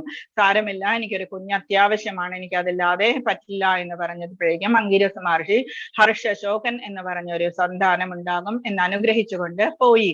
ഹർഷശോകൻ എന്ന് പറഞ്ഞാൽ ആദ്യം സന്തോഷവും പിന്നെ ശോകവും തരുന്ന സന്താനം എന്നാണ് അർത്ഥം. അപ്പം സമയമായപ്പോഴേക്കും ആദ്യത്തെ പത്നിക്ക് കുഞ്ഞുണ്ടായി കഴിഞ്ഞപ്പോഴേക്കും ബാക്കിയുള്ള പത്നിമാർക്കൊക്കെ വളരെ ബുദ്ധിമുട്ട് തോന്നി. എന്താണെന്ന് വെച്ചാൽ രാജാവ് അത്രയും ഹാപ്പി ആയിട്ട് ഈ കുഞ്ഞിനോടും അതിന്റെ അമ്മയോടും വളരെ നന്നായിട്ട് പെരുമാറുന്നത് കണ്ടിട്ട് ഇനി ഞങ്ങളെ ഒന്നും രാജാവ് മൈൻഡ് ചെയ്യില്ല എന്ന് പറഞ്ഞിട്ട് അവരെല്ലാവരും കൂടി എന്ത് ചെയ്തു, കുഞ്ഞിന് വിഷം കൊടുത്തു കഴിഞ്ഞപ്പോഴേക്കും കുഞ്ഞ് മരിച്ചുപോയി കഴിഞ്ഞപ്പോഴേക്കും രാജാവും ബാക്കിയുള്ള പ്രജകളും എല്ലാം വളരെ വിഷമിച്ച് ബോധമില്ലാതായി, വളരെയധികം സൈലന്റ് ആയത് കണ്ടിട്ട് അംഗീരസ മഹർഷിക്ക് ഇതറിയാം, ഇങ്ങനെ ഉണ്ടാവും എന്ന് അറിയാവുന്നത് കൊണ്ട് തന്നെ അംഗീരസ മഹർഷി അവിടെ വന്നു. എന്നിട്ട് രാജാവിനോട് പറഞ്ഞു, രാജാവിന്റെ മുൻപിൽ മരിച്ചുപോയ കുഞ്ഞിന്റെ അതിന്റെ ആത്മാവിനെ കൊണ്ടുവന്ന് കാണിച്ചു കൊടുത്തു. ഇതാണ് നിന്റെ കുഞ്ഞ്, കണ്ടോളൂ എന്ന് പറഞ്ഞു. കുഞ്ഞ് ചോദിച്ചു, ഏത് ജന്മത്തിലായിരുന്നു അങ്ങന്റെ അച്ഛൻ, ആരായിരുന്നു അങ്ങ് എന്നൊക്കെ ചോദിച്ചപ്പോഴേക്കും ചിത്രകേതു മഹാരാജാവിന് ഇതിന്റെ കാര്യം മനസ്സിലായി. ആത്മാവ് എന്ന് പറയുന്നത് ജസ്റ്റ് ഒരു ശരീരത്തിൽ നിന്ന് വേറൊരു ശരീരത്തിലേക്ക് പോകുന്നതാണ് എന്നൊക്കെയുള്ള ആ തത്വം മനസ്സിലായി. ചിത്രകേതു മഹാരാജാവ് എഴുന്നേറ്റിരുന്നു. ആ സമയത്ത് അംഗീരസ മഹർഷി രാജാവിന് സംകർഷണ ഭഗവാനെ, അനന്ത ഭഗവാനെ സ്തുതിക്കാനുള്ള സ്തുതികളൊക്കെ പറഞ്ഞു കൊടുത്തു.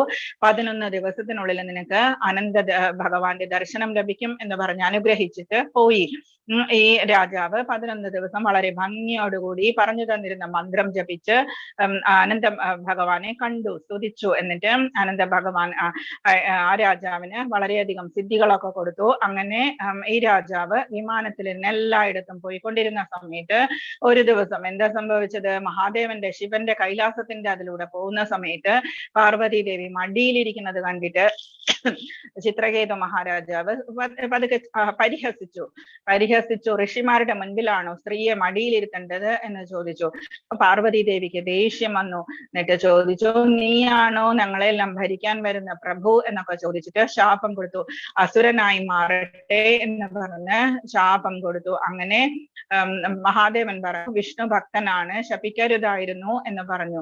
പക്ഷെ ശപിച്ചു കഴിഞ്ഞു. അങ്ങനെ വൃത്രാസുരനായിട്ട് ജനിച്ച് പിന്നെ നമുക്കറിയാം ഇന്ദ്രനോട് യുദ്ധമെല്ലാം ചെയ്ത് ഇന്ദ്രൻ വജ്രായുധം എടുത്ത് വധിച്ച വൃത്രാസുരന്റെ സ്റ്റോറിയാണ് ഇത്. ചിത്രകേതു മഹാരാജാവിന്റെ സ്റ്റോറി അറിയില്ലെങ്കിൽ ഞാൻ നെക്സ്റ്റ് വേറെ ഒരു ദിവസം പറയാം. ഇപ്പോഴിത്രയും സമയമായി.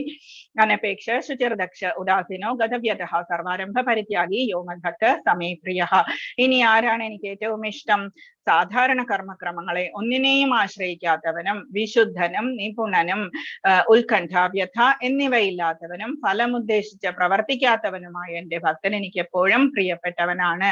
അനപേക്ഷ ശുചിർദക്ഷ, ഒരു അപേക്ഷ കൂടാതെയും ഉദാസീനോ ഗതവ്യത, ഇതെല്ലാം നമ്മള് സന്യാസിമാരുടെ പോലെയുള്ള ജീവിതം നയിക്കുന്ന നല്ല പ്രഭുപാദരെ പോലെയുള്ള ഇങ്ങനെയുള്ള ഗുരുക്കന്മാരെ പറ്റിയാണ് ഈ ശ്ലോകത്തിൽ പറഞ്ഞിരിക്കുന്നത്. അവർക്ക് ഫലം വേണമെന്നില്ല, അതേസമയം ആരോടും ഒരു ഉത്കണ്ഠ ആങ്സൈറ്റി ഇല്ല, വ്യഥയില്ല, ഫലം ഉദ്ദേശിച്ചവര് പ്രവർത്തിക്കുന്നില്ല. അവർക്ക് വേണ്ടിയിട്ടുള്ള ഫലമാണ് അവർക്ക് വേണ്ട എന്ന് പറയുന്നത്. എല്ലാവർക്കും നന്മ വരണം എന്ന് ഉദ്ദേശിച്ച് ചെയ്യുന്ന എന്ത് പ്രവൃത്തിയും ചെയ്യുന്ന ഭക്തൻ എനിക്ക് ഏറ്റവും പ്രിയപ്പെട്ടവനാണ്. 12.17 പറയുന്നു, യോന ഹൃഷ്യതി ന ദ്വേഷ്ടി ന ശോചതി ന കാംക്ഷതി. ഒന്നിലും അധികം സന്തോഷിക്കാതിരിക്കുകയോ, ന ദ്വേഷ്ടി ദ്വേഷിക്കാതിരിക്കുകയോ, ന ശോചതി ദുഃഖിക്കാതിരിക്കുകയോ, ന കാംക്ഷതി ഒന്നും ആഗ്രഹിക്കാതിരിക്കുകയോ, ശുഭാശുഭ പരിത്യാഗി ശുഭവും അശുഭവും എല്ലാം ഒരുപോലെ കാണുന്ന പരിത്യാഗിയായിട്ടുള്ള ഭക്തിമാൻ പ്രിയ. അങ്ങനെയുള്ള ഭക്തൻ എനിക്ക് പ്രിയങ്കരനാണ്. സന്തോഷിക്കുകയോ ദ്വേഷിക്കുകയോ ദുഃഖിക്കുകയോ ആഗ്രഹിക്കുകയോ ചെയ്യാത്തവനും ശുഭങ്ങളെയും അശുഭങ്ങളെയും തിരിച്ചവനുമായ ഭക്തൻ എനിക്ക് അത്യന്തം പ്രിയനാണ്. ശ്ലോകം വായിക്കുമ്പോ തന്നെ മീനിങ്സ് മനസ്സിലാവണം.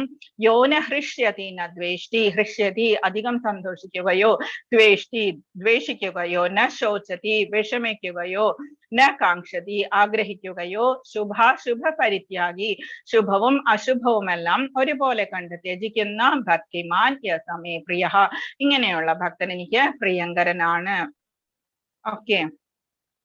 12, 18, 19 ശ്ലോകം പറയുന്നു, സമശത്രോച മിത്രേച്ച തഥാമാനാപമാനയോ, ശത്രുവിനെയും മിത്രത്തെയും ഒരുപോലെ കാണുന്നവനും, തഥാമാനാപമാനയോ മാനവും അപമാനവും എല്ലാം ഒരുപോലെ കാണുന്നവനും, ശീതോഷ്ണ സുഖ ദുഃഖേഷു ശീതവും ഉഷ്ണവും സുഖവും ദുഃഖവും എല്ലാം ഒരുപോലെ കാണുന്ന സംഘ വിവർജിത അസംഘ വിവർജിത, ചീത്തയായിട്ടുള്ള കൂട്ടുകെട്ട് ഉപേക്ഷിക്കുന്നവനും, തുല്യനിന്ദ സ്തുതിർ മൗനി, നിന്ദയിലും സ്തുതിയിലും തുല്യമായിട്ട് കാണുന്നവനും. മൗനി എന്ന് പറഞ്ഞാൽ ആവശ്യമില്ലാത്ത കാര്യങ്ങൾ സംസാരിക്കാതിരിക്കുക, അല്ലാതെ മൗനമായിരിക്കുക എന്നുള്ളത് മാത്രമല്ല.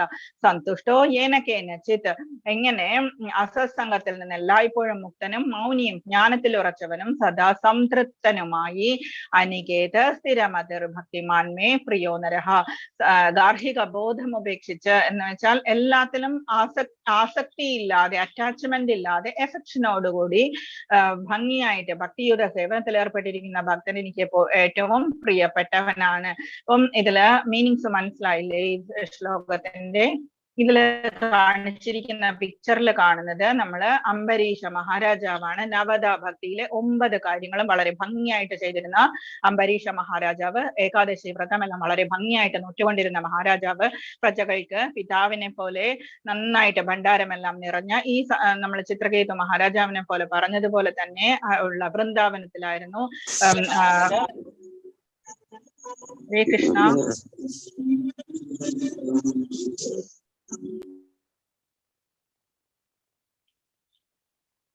ഹരേ കൃഷ്ണ. എന്നിട്ട് അംബരീഷ മഹാരാജാവ് എന്താ ചെയ്തത്, ഒരു ദിവസം ഏകാദശി വ്രതമായിരുന്നു. ഏകാദശി വ്രതം വളരെ ഭംഗിയായിട്ട് നോറ്റ് അമ്പലങ്ങളിലെല്ലാം അടിച്ചു വാരാനും ഇതുപോലെയുള്ള എല്ലാം വളരെ എന്താ നല്ലൊരു ഭക്തനായിട്ട് എല്ലാ കാര്യങ്ങളും ചെയ്യാൻ വേണ്ടി നവത ഭക്തിയും ചെയ്തുകൊണ്ടിരുന്ന അംബരീഷ മഹാരാജാവ് ഒരു ദിവസം ഏകാദശി വ്രതം കഴിഞ്ഞ് ദ്വാദശി ആവുന്നു. ദ്വാദശിക്ക് പാരണ വീടാറായ സമയം ആരാണ് കയറി വന്നത്? അംബരീഷ മഹാരാജാവിന്റെ കൊട്ടാരത്തില് പരീക്ഷിക്കാൻ വേണ്ടിയിട്ട് ദുർവാസ മഹർഷി അവരുടെ ആളുകളോട് ശിഷ്യന്മാരോടുകൂടി കയറി വന്നു. കയറി വന്ന സമയത്ത് അംബരീഷ മഹാരാജാവ് എഴുന്നേറ്റ് വന്ദനം പറഞ്ഞു. എന്നിട്ട് ദുർവാസ മഹർഷിയോട് പറയുന്നു, ദ്വാദശിയുടെ സമയമായി, നമുക്ക് ബ്രേക്ക് ചെയ്യാം, ഫാസ്റ്റിംഗ് ബ്രേക്ക് ചെയ്യാം എന്ന് പറയുന്നു. അപ്പൊ ദുർവാസ മുനി പറഞ്ഞു, വൃന്ദാവനത്തിൽ യമുനാ നദിയിൽ കുളിച്ചു വന്നിട്ട് ഫാസ്റ്റിംഗ് ബ്രേക്ക് ചെയ്യാമെന്ന് പറഞ്ഞ് ദുർവാസ മുനി പോകുന്നു. ദുർവാസ മുനിയും ശിഷ്യന്മാരും അവിടെ പോയി കഴിഞ്ഞപ്പോഴേക്കും സമയമായി. അപ്പം ഓൾറെഡി അംബരീഷ മഹാരാജാവിന്റെ പണ്ഡിതന്മാരോട് പറഞ്ഞു, പുരോഹിതന്മാര് പറഞ്ഞു, സമയമായി, ജസ്റ്റ് വെള്ളം കുടിച്ചിട്ട് പാരണ വീടാം എന്ന് പറഞ്ഞു. അപ്പൊ വെള്ളം കുടിച്ചിട്ട് അവിടെ തന്നെ വെയിറ്റ് ചെയ്തു അംബരീഷ മഹാരാജാവ്. ദുർവാസ മഹർഷിക്ക് പക്ഷേ ഇരുന്നിടത്ത് കുളിക്കാൻ പോയ സ്ഥലത്ത് മനസ്സിലായി അംബരീഷ മഹാരാജാവ് വ്രതം തീർത്തു എന്നുള്ളത്. അപ്പം ദുർവാസ മഹർഷിക്ക് ഓൾറെഡി ദേഷ്യം കൂടുതലാണ്. ശിവ ഭഗവാന്റെ ഒരു അംശാവതാരമാണ് ദുർവാസ മഹർഷി എന്ന് പറയുന്നത്. ദേഷ്യം വന്നിട്ട് ഓടി വന്നു തിരിച്ചിട്ട്, എന്നിട്ട് ജഡ എടുത്തിട്ട് താഴെ അടിച്ചു. അപ്പോഴേക്കും അതിൽ നിന്നൊരു കൃത്യ എന്ന് പറയുന്ന ഒരു സത്വം ഉണ്ടായി. എന്നിട്ട് അംബരീഷ മഹാരാജാവിനെ കൊല്ലാൻ വേണ്ടിയിട്ട് വിട്ടതായിരുന്നു. പക്ഷേ അംബരീഷ മഹാരാജാവിന് ഓൾറെഡി ഭഗവാന്റെ അനുഗ്രഹം ഉണ്ടായിരുന്നു. ഭഗവാന്റെ സുദർശന ചക്രം വന്ന് കൃത്യയെല്ലാം തീർത്തു കഴിഞ്ഞപ്പോഴേക്കും സുദർശന ചക്രം ദുർവാസ മഹർഷിയുടെ പുറകെ ഓടാൻ തുടങ്ങി. ദുർവാസ മഹർഷിയെ കൊല്ലാൻ വേണ്ടിയിട്ട് റെഡി ആയിട്ട് വന്നു. ദുർവാസ മഹർഷിക്ക് പേടിയായിട്ട് ദുർവാസ മഹർഷി ഓടാൻ തുടങ്ങി. ഓടി ബ്രഹ്മലോകത്ത് എത്തിയപ്പോഴും ബ്രഹ്മാവ് പറഞ്ഞു, എനിക്കൊന്നും ചെയ്യാൻ പറ്റില്ല, വിഷ്ണുവിന്റെ സുദർശന ചക്രത്തിൽ നിന്ന് രക്ഷിക്കാൻ എനിക്ക് പറ്റില്ല എന്ന് പറഞ്ഞു. തിരിച്ച് കൈലാസത്തിലേക്ക് പോയപ്പോ ശിവനും അത് തന്നെ പറഞ്ഞു. തിരിച്ച് വൈകുണ്ഠത്തേക്ക് പോയപ്പോ വൈകുണ്ഠത്തിൽ ഭഗവാൻ പറഞ്ഞു, അഹം ഭക്ത പരാധീന. അവിടെയാണ് അഹം ഭക്ത പരാധീന എന്ന് പറഞ്ഞ ഞാൻ സ്വതന്ത്രനല്ല, ഞാൻ ഭക്തർക്ക് അധീനനാണ്, ഞാൻ അംബരീഷ മഹാരാജാവിന് അധീനനാണ്, നീ പോയി അംബരീഷ മഹാരാജാവിനെ തന്നെ ശരണം പ്രാപിക്കുക എന്ന് പറഞ്ഞു. അപ്പം ദുർവാസ മഹർഷി തിരിച്ച് അംബരീഷ മഹാരാജാവിന്റെ കൊട്ടാരത്തിൽ എത്തിയ ദിവസം നെക്സ്റ്റ് ഇയറിലെ ദ്വാദശിയായിരുന്നു. അത്രയും സമയം അംബരീഷ മഹാരാജാവ് അവിടെ തന്നെ നിൽക്കുന്നുണ്ടായിരുന്നു. ദുർവാസാവ് പോയിട്ട് നമസ്കരിച്ചു. എന്നിട്ട് അംബരീഷ മഹാരാജാവ് സുദർശന ചക്രത്തോട് പറഞ്ഞു, ഈ ബ്രാഹ്മണനെ ഉപദ്രവിക്കരുത് എന്ന് പറഞ്ഞു. അപ്പൊ സുദർശന ചക്രം താനെ അങ്ങ് പിൻവലിഞ്ഞു. അപ്പം ദുർവാസ മഹർഷിക്ക് മനസ്സിലായി ഭക്തനാണ് ഏറ്റവും വലുത്, അല്ലാതെ സന്യാസി അല്ല എന്നുള്ളത്. അപ്പം അതാണ് ഭക്തന്റെ മഹിമ എന്ന് പറയുന്നത്. ഭഗവാൻ ഭക്തന് അധീനനാണ്. ലാസ്റ്റ് ശ്ലോകം 12.20 പറയുന്നു, യേതു ധർമ്യാമൃതമിദം യഥോക്തം പര്യുപാസത്തെ ശ്രദ്ധാനാമത് പരമാ ഭക്താസ്തേ ദൈവമേ പ്രിയാഹ. നാശരഹിതമായ ഈ ഭക്തിയുക്ത സേവന മാർഗം പിന്തുടർന്ന് എന്നെ പരമലക്ഷ്യമാക്കിക്കൊണ്ട് വിശ്വാസത്തോടുകൂടി പൂർണ്ണമായും എന്നിൽ മുഴുകുന്നവർ എനിക്ക് ഏറ്റവും പ്രിയപ്പെട്ടവരാണ്. ഇതിന് നാശമില്ല. ഏതു ധർമ്യാമൃതമിതം, അമൃതവുമാണ് ഇത്. യഥോക്തം പര്യുപാസത്തെ, ആരാണോ ഇത് മനസ്സിലാക്കി ഇത് ചെയ്യുന്നത്, ശ്രദ്ധാനാമത് പരമാ ഭക്താസ്തേ ദൈവമേ പ്രിയാഹ. ഇതിൽ പറഞ്ഞിരിക്കുന്ന സൂർദാസിന്റെ സ്റ്റോറി നമ്മൾ ഇന്നലെ പറഞ്ഞതാണ്. ജസ്റ്റ് സൂർദാസ് ഇങ്ങനെ പാടുന്ന സമയത്തൊക്കെ ഭഗവാൻ കൃഷ്ണൻ മുമ്പിൽ തന്നെ പോയിരുന്ന് കേൾക്കുന്നുണ്ടായിരുന്നു ഏത് സമയം സൂർദാസ് ഇത്. അതുകൊണ്ടാണ് നമ്മൾ കീർത്തനം ചെയ്യുമ്പോഴും എന്ത് ചെയ്യുമ്പോഴും ഭക്തിയോടുകൂടി ഭാവത്തോടുകൂടി ചെയ്യുക എന്ന് പറയുന്നത്. എന്തുകൊണ്ടാണ് ഈ രൂപത്തിലാണ്, ഇങ്ങനെയാണ് ഭഗവാൻ നമ്മളുടെ മുൻപിലിരുന്ന് നമ്മൾക്ക് ചിലപ്പോൾ അറിയാൻ പറ്റില്ല, പക്ഷേ ഭഗവാൻ ഇതെല്ലാം ആസ്വദിക്കുന്നുണ്ട്. എന്തുകൊണ്ട്?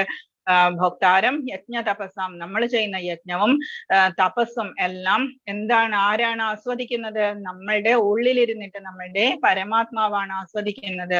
ഇതുപോലെയാണ് നമ്മൾ ചെയ്യുക എന്ന് പറയുന്നത്. ഭക്തി എന്ന് പറയുമ്പോൾ ഭഗവാൻ ഏറ്റവും ഇഷ്ടമാണ്. ഭക്തി എന്ന് പറയുന്നത് ഭഗവാന് ചണ്ടാളന്റെ വീട്ടിൽ പോലും ഭക്തി പോയി ഡാൻസ് ചെയ്യും. എങ്ങനെയാണ്? ചണ്ടാളന്റെ മനസ്സിന്റെ പവിത്രത കൊണ്ട്. അപ്പൊ ആ ഭക്തി എന്ന് പറയുന്നതിന്റെ ഇതിന്റെ മാക്സിമം അൾട്ടിമേറ്റ് ഭാവം എന്ന് പറയുന്നതാണ് ഭഗവാൻ ഏറ്റവും ഇഷ്ടം. പ്രേമ ഭക്തിയാണ് ആ ഭാവം എന്ന് പറയുന്നത്. ഏറ്റവും എന്റെ ലാസ്റ്റ് ഭാവമാണ് പ്രേമ ഭക്തി എന്ന് പറയുന്ന ഭാവം. നമുക്ക് ഭഗവാൻ അല്ലാതെ വേറെ ഒന്നുമില്ല എന്ന് തോന്നുന്ന, നമ്മളുടെ എല്ലാം കോൺസെൻട്രേറ്റ് ആയിട്ട് നമ്മൾക്ക് ഭഗവാനിൽ മാത്രം പോകുന്ന ആ ഒരു പൂർണ്ണാവസ്ഥ, നമ്മളുടെ ഇന്ദ്രിയങ്ങളെല്ലാം അകത്തേക്ക് പോയിട്ട് നമ്മളുടെ മനസ്സ് കോൺസെൻട്രേറ്റ് ആയിട്ട് ഭഗവാനിൽ എത്തുന്ന ആ അവസ്ഥയാണ് ഭക്തി എന്ന് പറയുന്നത്. അപ്പൊ ഇതാണ് ഭഗവാന് ഏറ്റവും ഇഷ്ടം എന്ന് പറയുന്നത്. ഓക്കെ, ഹരേ കൃഷ്ണ കൃഷ്ണ കൃഷ്ണ ഹരേ ഹരേ, ഹരേ രാമ രാമ രാമ ഹരേ ഹരേ. ഇതായിരുന്നു ഇന്നത്തെ ലെസൺ. എന്തെങ്കിലും പറയാനില്ലെങ്കിൽ പറയുക, ഡൗട്ട്സ് ഉണ്ടെങ്കിൽ ചോദിക്കുക. ഹരേ കൃഷ്ണ മാതാജി. ഹരേ കൃഷ്ണ മാതാജി, ദുർവാസ മഹർഷി ജഡ നിലത്തടിച്ചപ്പോ എന്താണ് വന്നത്? കൃത്യ എന്ന് പറയുന്ന ഒരു സത്വം, ഒരു ലേഡി ഫോം, കൃത്യ. ഓക്കെ, ഹരേ കൃഷ്ണ.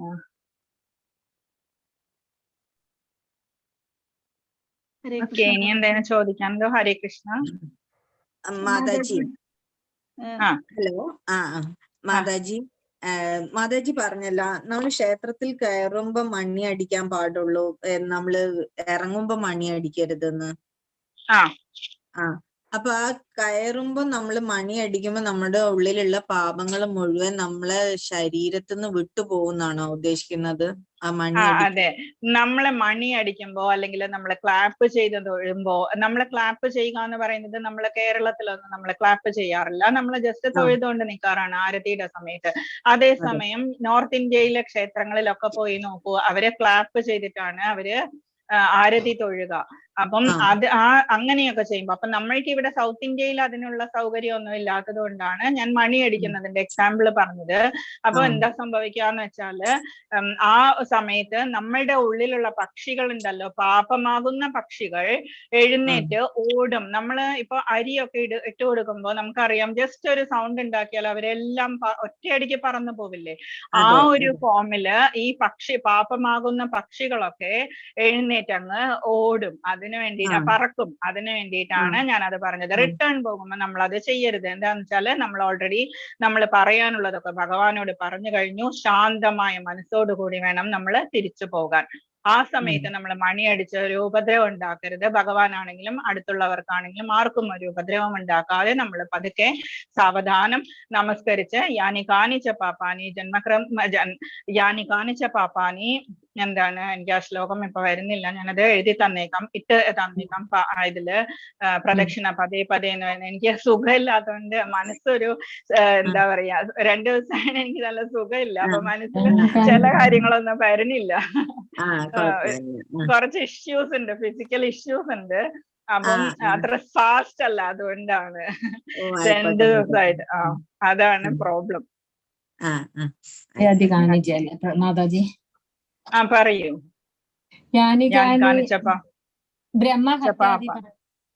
അതെ, തുളസി പ്രദക്ഷിണം, തുളസിക്ക് ചെയ്യാനുള്ളത്. ഞാൻ കാണിച്ചപ്പോ പന്നി എന്താ, എനിക്കിപ്പോ ഞാനത് ഇട്ട് തന്നേക്കാം. ഓക്കെ. 2 ദിവസമായി എനിക്കിങ്ങനെ സ്കിപ്പിക്കാൻ മനസ്സിൽ ഒരു പ്രശ്നമാണ്, ഫിസിക്കൽ ഇഷ്യൂസ് ഉള്ളത് കൊണ്ട്. അതാണ്. പിന്നെ മാതാജി, ദുന്ദുബി ആരാ? ദുന്ദുബി അല്ല, ദുന്ദുലി. ദുന്ദുലി. അത് ആത്മദേവന്റെ ഭാര്യ. നമ്മൾ പറഞ്ഞല്ലോ നേരത്തെ, ആത്മദേവൻ എന്ന് പറഞ്ഞൊരു ബ്രാഹ്മണൻ തുംഗഭദ്ര നദീതീരത്തുണ്ടായിരുന്നു. ആ ബ്രാഹ്മണന്റെ ഭാര്യയാണ് ദുന്ദുലി. ദുന്ദുകാരി. അവർക്കുണ്ടായ മകൻ സിസ്റ്ററിന്റെ മകനാണ്. അവരുടെ മകനായിട്ട് അവര് വളർത്തി. വളരെ മോശമായിട്ടുള്ള ഒരു വ്യക്തി. നമ്മൾ പറഞ്ഞല്ലോ സ്റ്റോറി. സിസ്റ്ററിന്റെ മകനാണ് ദുന്ദുകാരി അല്ലേ? അതെ. അവർക്ക് സന്യാസി കൊടുത്ത മാമ്പഴം കഴിച്ചത് കൊണ്ടുണ്ടായ കുഞ്ഞാണ് ഗോകർണൻ. പശുവിനുണ്ടായതാണ് അത്. അല്ല, ഗോകർണൻ ആരായിരുന്നു? ഗോകർണൻ പശുവിനുണ്ടായി. ഇവര് മാമ്പഴം എടുത്തിട്ട് എറിഞ്ഞു കൊടുത്തില്ലേ ഗോശാലയില്? ആ പശു അത് കഴിച്ചതിന് ശേഷം ഉണ്ടായ മനുഷ്യ ശിശുവാണ് ഗോകർണൻ. ആത്മദേവനുണ്ടായ സന്താനം തന്നെ. ഗോവിനുണ്ടായത്, പശുവിനുണ്ടായത്. പശുവിന് പക്ഷെ മനുഷ്യക്കുട്ടി ഉണ്ടായി അല്ലേ? അതെ, ചെവി മാത്രം പശുവിൻ്റെതായിരുന്നു. ആ ഓക്കെ. ഇനി എന്താ?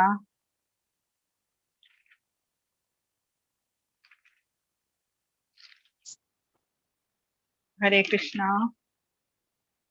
ചോദിച്ചോളൂ. അല്ലെങ്കിൽ എന്തെങ്കിലും പറയാൻ എന്തെങ്കിലും പറഞ്ഞോളൂ. ഇനി എന്തെങ്കിലും ഡൗട്ട്സ് ഉണ്ടോ ലെസണില്? ഹരേ കൃഷ്ണ മാതാജി. ഹരേ കൃഷ്ണ മാതാജി, ഞാൻ മറ്റേ ബുക്സും ഇതെല്ലാം ഇതിനു വേണ്ടി ചെയ്യുന്നത്. അപ്പൊ ഇതുവരെ എനിക്ക് വന്നില്ല. എത്ര ദിവസം എടുക്കും അത് വരാനായിട്ട്? അതവര് വളരെ ബിസി ആണല്ലോ. ഈ സ്വാമിജിയൊക്കെ ഇവിടെ പോയിരിക്കുക, പുരിയില് പോയിരിക്കുക, ടിക്കറ്റ്സ് ഒക്കെ ബുക്ക് ചെയ്യാൻ വേണ്ടിട്ട്. ഒരു യാത്ര വരുന്നുണ്ടല്ലോ പുരിയില്. അപ്പം ആ യാത്രയ്ക്ക് വേണ്ടിയിട്ട് അവര് ശിവപ്രസാദ് പ്രഭുജിയും നമ്നിഷ്ഠാദാസ് പ്രഭു ഒക്കെ പുരിയില് പോയിരിക്കുക. അപ്പൊ അതുകൊണ്ടാണ് അത് വൈകുന്നത്. അപ്പൊ അവരൊക്കെ കുറച്ച് ബിസിയാണ്. എല്ലാവർക്കും പുരിയില് പോകണം എന്ന് ഇൻട്രസ്റ്റ് ഉള്ളവർക്ക് എല്ലാവർക്കും പോവാം കേട്ടോ. 10-ാം തീയതിയാണ് പ്രോഗ്രാം വെച്ചിരിക്കുന്നത്. ലിങ്ക് പോസ്റ്റ് ചെയ്തിട്ടുണ്ടാവും സിബി മാതാജി. അതല്ലെങ്കിൽ നെക്സ്റ്റ് എപ്പോഴെങ്കിലും പോസ്റ്റ് ചെയ്യാൻ പറയാം. ആർക്കെങ്കിലും ഇൻട്രസ്റ്റ് ഉണ്ടെങ്കിൽ പോവാം. അപ്പൊ അതുകൊണ്ടാണ് 1 വീക്ക് എടുക്കുമായിരിക്കും. ഹരേ കൃഷ്ണ മാതാജി. ഹരേ കൃഷ്ണ.